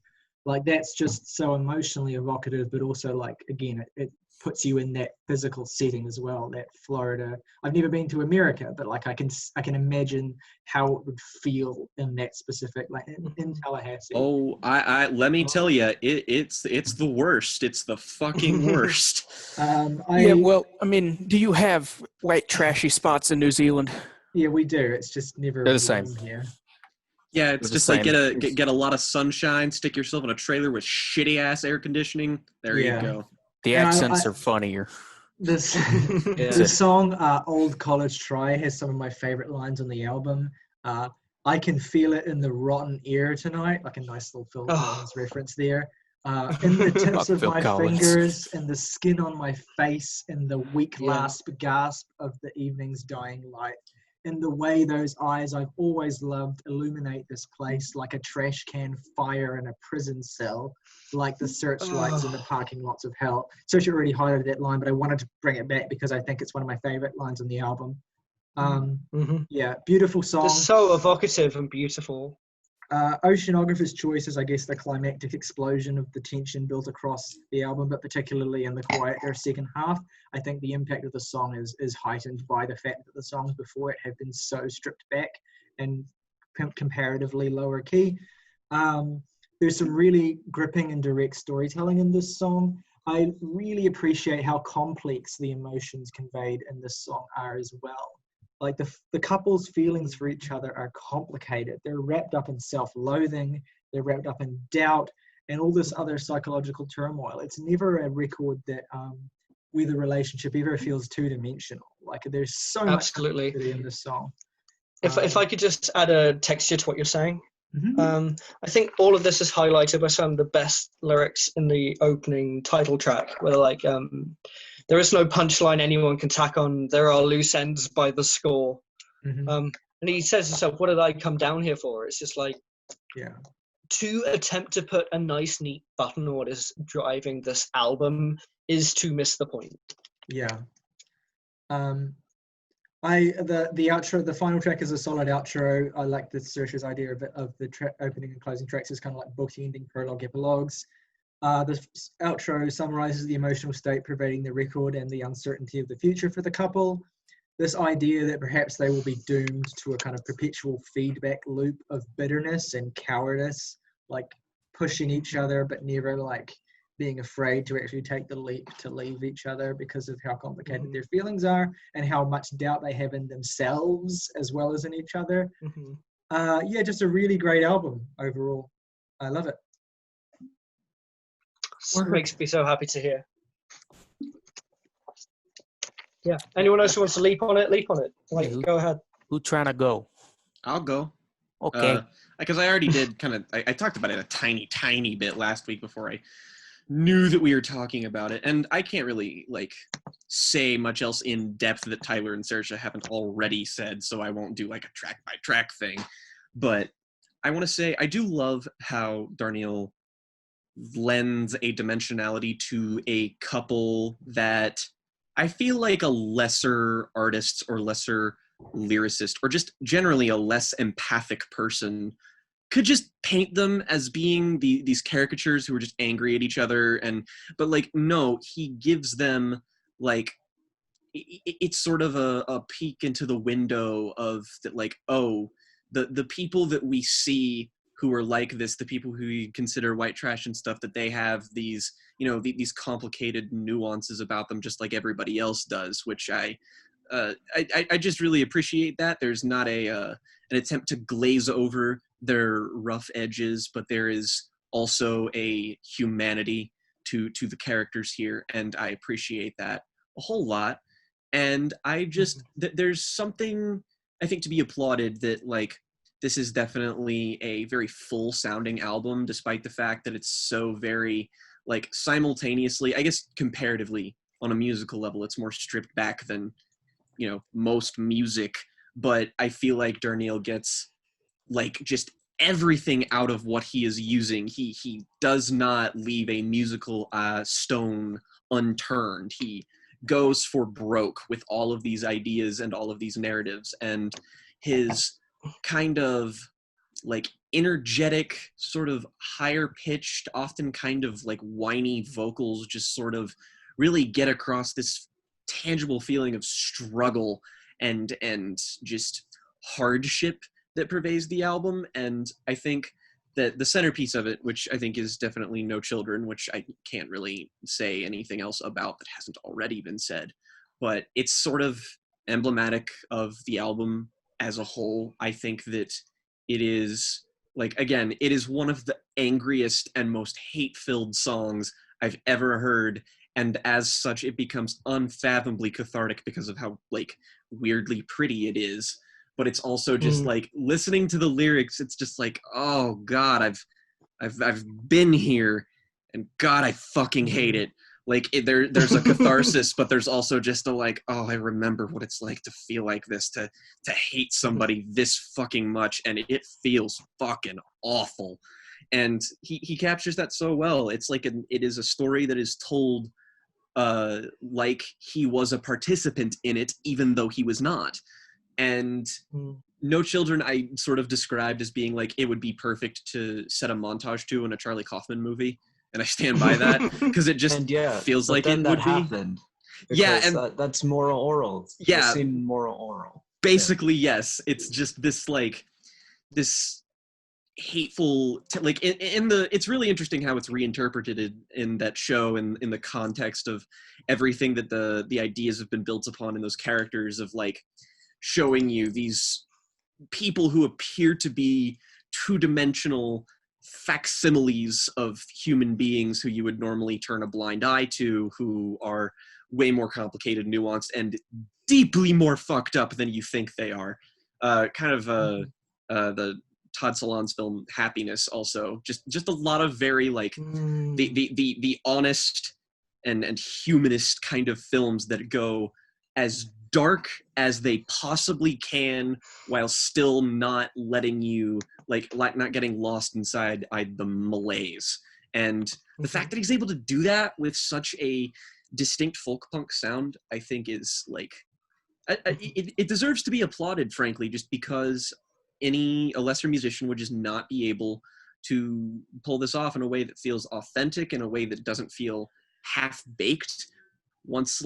Once this is over, it's such a cinematic experience. Once you're done, you're just kind of like, you gotta come up for air. You're just like, holy shit, I feel like I just watched it feels like I'm the best way I can describe this album is that it reminds me of when I was younger and watched my parents fight before they got a divorce. And there's that tangible pain there, man, and it is so well captured, and it is a painful album to listen to, but it's also, I think Saoirse made a good point of saying that it is also woven in with enough beauty and absurdism to be not, it doesn't bog you down, it just becomes genuinely fascinating because there's this apocalyptic vibe this album has. It feels like a normal movie, like a drama, is playing out in the midst of the fucking apocalypse. Like there's just fire everywhere, and there's like a black sky, and there's just these two people arguing because what else are they gonna fucking do? Yeah. And but not like I love a that. finest hour, or not like a finest hour or something, like a Fellini movie. No, yeah, like it progresses into that. It's very much a build up. And I do understand what Tyler's talking about. I think it's mainly because there's so much good narrative setup in the first half, and that Darniel's so good at making a picture is that it's sort of easy to get lost yourself once the wheels begin to spin a bit more. But that being said, I do think that the second half of the album is like plenty strong. But if I had to pick a favorite part, I think that like 5 or 6 song stretch at the beginning is like an all fucking timer, and I love this record to death and can't wait to get into the other Mountain Goats albums. God, I'm so happy. All right. Yeah. August, do you want to go ahead and go? Yeah, I suppose I can. Oh. Oh my God. It's mid. He said, marching to the gallows. I don't know. You guys know me at this point, so yeah. It's the most defeated I've ever heard you sound. Breakdown genre-wise, I mean, this is a singer-songwriter, folk, Americana. So, you can expect that, like, right out of the way, when I come and tell you that I think a singer, songwriter, folk, Americana record is actually pretty fantastic, maybe there's something going on here. What a nice bait and switch. Oh, I love it. You bastard. Oh my gosh. You son of a bitch. You son of a bitch. Oh. You bastard. I love you. I could kiss Top you. 10 anime plot So twists. happy. Yeah. Oh boy. I was going to be shocked if you didn't like this, honestly. I'm just kind of like, really? This one too, huh? All right. No, this album's, one sec, gotta get my cat out of the way so I can read my notes. But yeah, first off, read my notes. yeah. First off, I'd like to comment about just John Darniel's voice in general, which I think is just incredibly distinct, and it just adds a great sense of personality to this record. Like, it would not be the same album even if same lyrics, same instrumentation, someone else sung over these songs, because he's just so distinct in his approach to this album. Of course, Saoirse's already touched base on the concept and this sense of impending doom, and I love Darniel's writing on this album. It's very wordy. He crafts these lines that are almost too long for the particular measures he's speaking within, but once again, it just adds so much to the character and personality of this album. I just, love that sense of impending doom to the record. It just gets darker and darker, and it just... What really works about this album, I think, is the fact that the couple in it are unnamed, because they don't need to be named, because you personally know who this album is about. You know the people every song is being sung about. You know the alpha couple. hell, you might be them, or you have been at some Or point. you might, And there might be the impending fear that you might one day be them. Yeah. That's exactly it. Like, just this sense of putting on this mask of seeming all hunky-dory when in reality you're just like a conversation or two from just a supernova of emotion.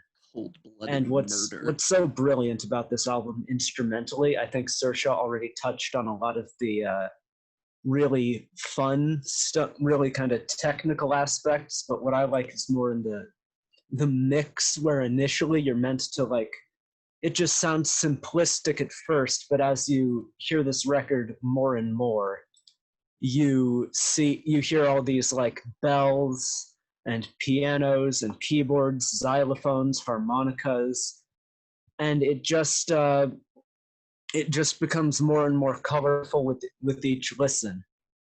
But on a more random note, I did notice a little connection with this album. It's about a romance falling apart, and the front cover features spoons. So I think Saoirse knows what I'm aiding to. Jesus Christ.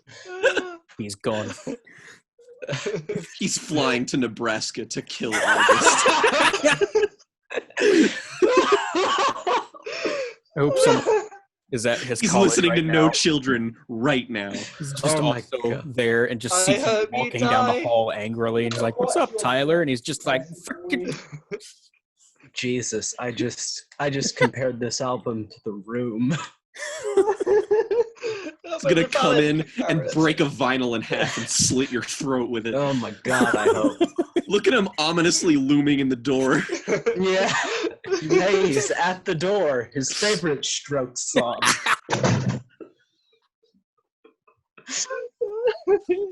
A position on the place in the house type beat.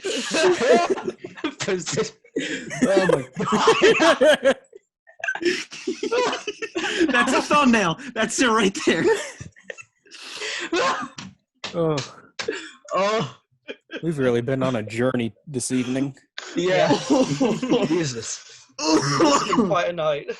But yeah, if I have any quick little negative notes, not too serious, but I think See America Right was kind of a weaker point in the track list. It just didn't really feel too congruous with the style of the rest of the album, and it didn't hit me quite as hard as I feel it should have. But yeah, this album's awesome. That's what I have to say. Thank you. All right, so that just Very well leaves said. me.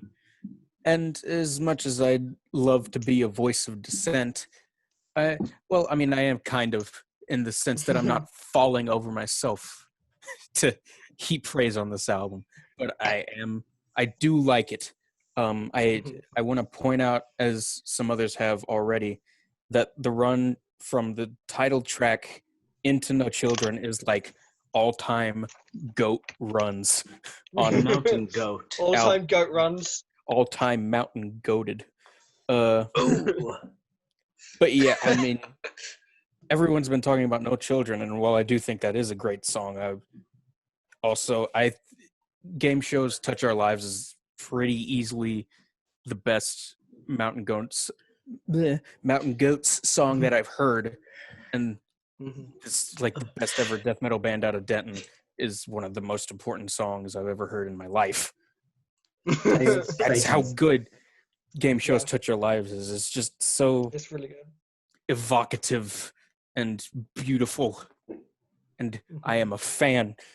I also especially want to point out the title track for just kind of how it's one of those songs that like it just feels like it's building and then it never really gets anywhere.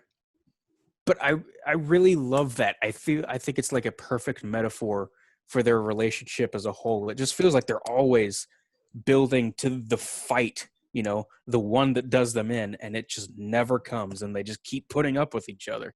And it doesn't help. It does help that the song, I think, is instrumentally beautiful in its simplicity. I am a fan, as I said. That said, this is going to make me the biggest voice of dissent because I think most noticeably the album just becomes solid after See America Right. I will point that out as my least favorite track because I just, for pretty much the same reasons that August did, I just don't really think it meshes all that well with the album, and I find it jarring in a way I don't really appreciate.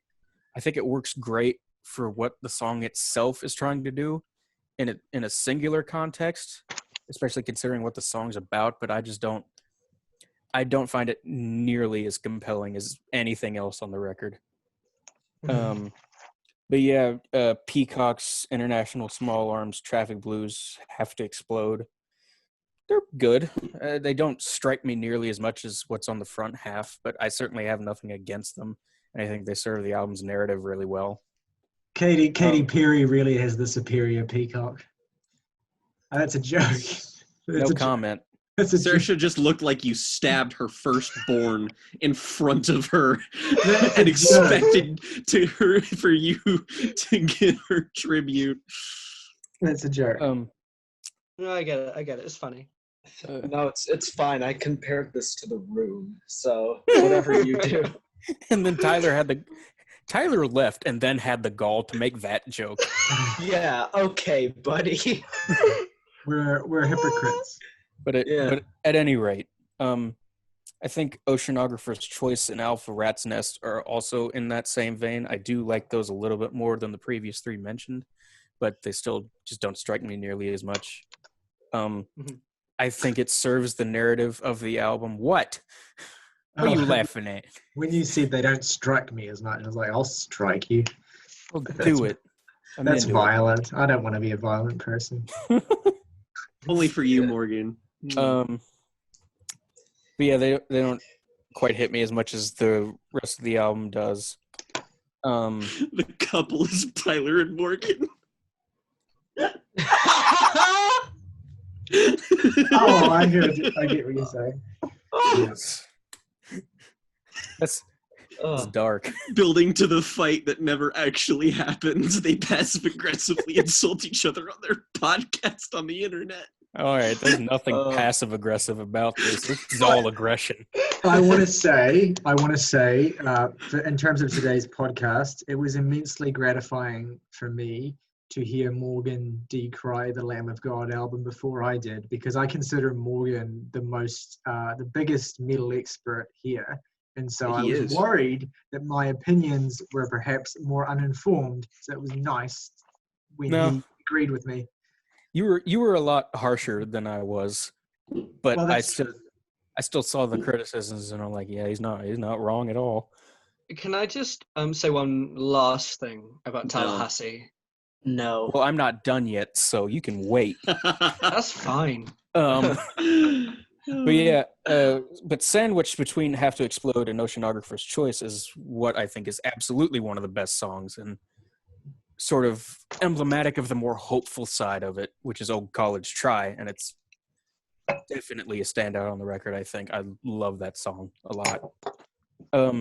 Which its only detriment is that it's just kind of surrounded by material that I don't think is as strong as it.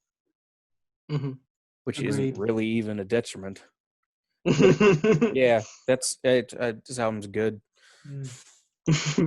One other totally Tyler-esque comparison I want to make that even if you will listen to this song, you probably would only make sense to me. But there's a Shoo Shoo song on their album. Yes, I thought that was going to be what you compare it to. Well, there's actually multiple Shoo Shoo songs. I don't even know if we're thinking of the same one. Better than any fireworks I heard tonight. But I think the year after this album, Shoo Shoo released The Promise, which is their best album. And there's a song on that album. Sorry, Jake just fell off his bed. Sorry. No. There's a song on that album called Sad Pony Gorilla Girl. I know, yeah. Basically, that song has the same sort of energy as this album, except that it's very low-key. It's not like an aggressive song, but it has the same kind of energy of like an absolutely broken relationship that's mutually harmful, but like also very like you're just totally despondent and hopeless. And that's the intro song to that record, and like listening to the start of Tallahassee as well immediately made me think of that for some reason. It's a beautiful song. It's one of my favorite songs ever.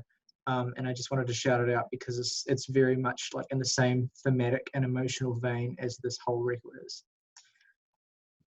Just to be on brand. I will listen to that. Thank you. But no, I just want to say about Tallahassee, as like a final note, that the next time you're watching a movie and they get two like characters from the South who are in a relationship, there's like, "Oh, Gerald, you awful person! I'm the nagging wife archetype." And the other guy's like, "Well, I'm the begrudging husband archetype, and I don't like you." Then that's a Where bad my thing. motherfucking dominoes at? Just think about this album next time a movie does that, please. Just think about this album.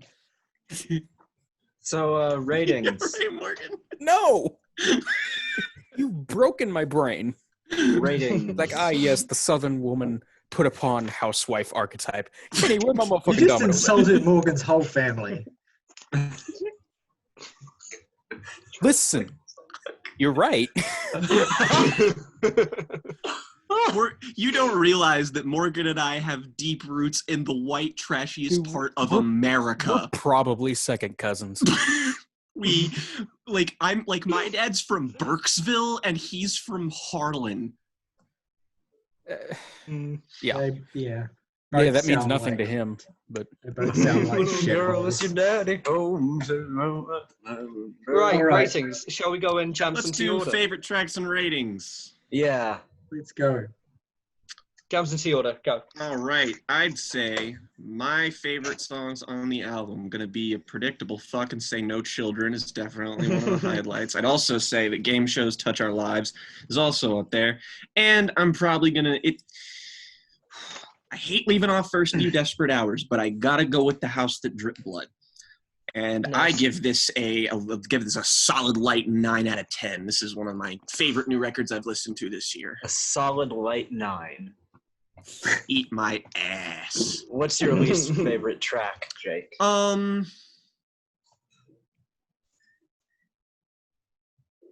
Peacocks. Okay. Cool. Chill.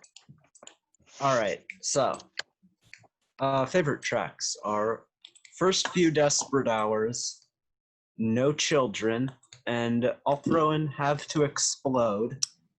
My least favorite would be See America Right, and I'm going to give this album the same rating I gave The Room on Letterboxd, that being an 8 out of 10. Amazing. On brand. You can check. It was before. No, I don't even think I need to check. Oh. chaos reigns. Chaos reigns. Get the fox. Hell yes. Go ahead, Morgan. Up the foxes. I like that. Okay. Favorite tracks, I am going to say Game Shows Touch Your Lives, Tallahassee, and Old College Try. And for least favorite, I will say See America Right. And for rating, this is entirely likely to go up in rating, honestly, but right now I'm going to say a very hard 7 out of 10. All right. Okay. Well, my favorite tracks are Game Shows to Touch Your Lives, No Children, and probably Oceanographer's Choice. My least favorite track doesn't exist. Not Pulling in memorable. Morgan here. Right on.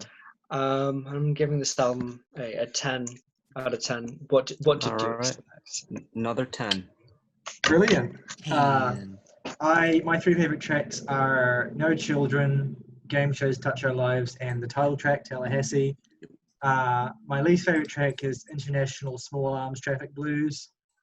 And I'm going to give this a very hard 8 out of 10. Okay. I'm very Okay. hard. What? Yeah, I bet you are. I'm Hard very 8. happy we talked about that. We gave it a higher rating than Run the Jewels' new record. Oh wow! Brilliant. Goodness. Meh.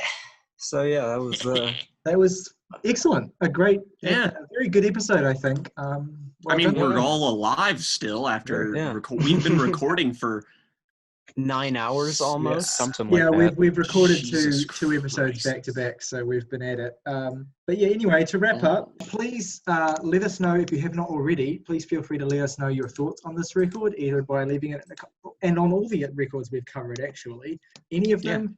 Leave it in a comment below or at us on Twitter at JamsTPod. Please let us know what you think. We are very eager to hear what you think, and especially if you disagree with our reviews, our perspectives, or if you think that there are flaws in our reasoning and our logic that we need to be shamed for, then please be as Naturally as you want. Yeah. absolutely. And Next week we're covering Arca's Kick Eye, Hums Inlet, and Tyler is recommending the record. yes, we'll be covering those two new releases, but I will be the recommended record for next week will be my recommendation, which is Liturgy's album, The Artwork. Now, Liturgy are I use this term in quotes, transcendental black metal band, fronted by the enigmatic and wonderful Hunter Hunt Hendricks. And I just want to say, if you are not familiar with Liturgy, and if you don't like black metal, then I expect that you won't check this out anyway. But if you do are interested in black metal, this should not be the first Liturgy album you listen to. In fact, this goes for everyone here as well. I would recommend listening to their album HAQQ from last year. It's very short, it's 45 minutes. It's their best album. And then if you like that, then check out The Artwork. The reason why I say that is that The Artwork is deliberately challenging a lot of instrumental notions of the genre. Like, it's not a typical black metal record in the same way as their other stuff is. It's very much a provocative album. It's very much a controversial album. which is why you picked it, yes. Which is why I picked it, because I think it will be conducive to good discussion. I think there will be some animated perspectives on this. We're going to have a special guest as well. A friend of ours is going to show up for this review who loves the record dearly and is going to provide his perspective as well. But yes, if you are interested, if it sounds like something that you might be interested in, especially because of how divisive it is, then definitely consider checking it out and checking out their stuff. We're going to be reviewing it next week. But until then, thank you for listening / watching. Thank you for following. And please, if you have not already followed, please do so. And we look forward to bringing you more hot, spicy content very soon. Yeah. All right. Yeah. Rock over London. Rock on Chicago. McDonald's. I'm loving it.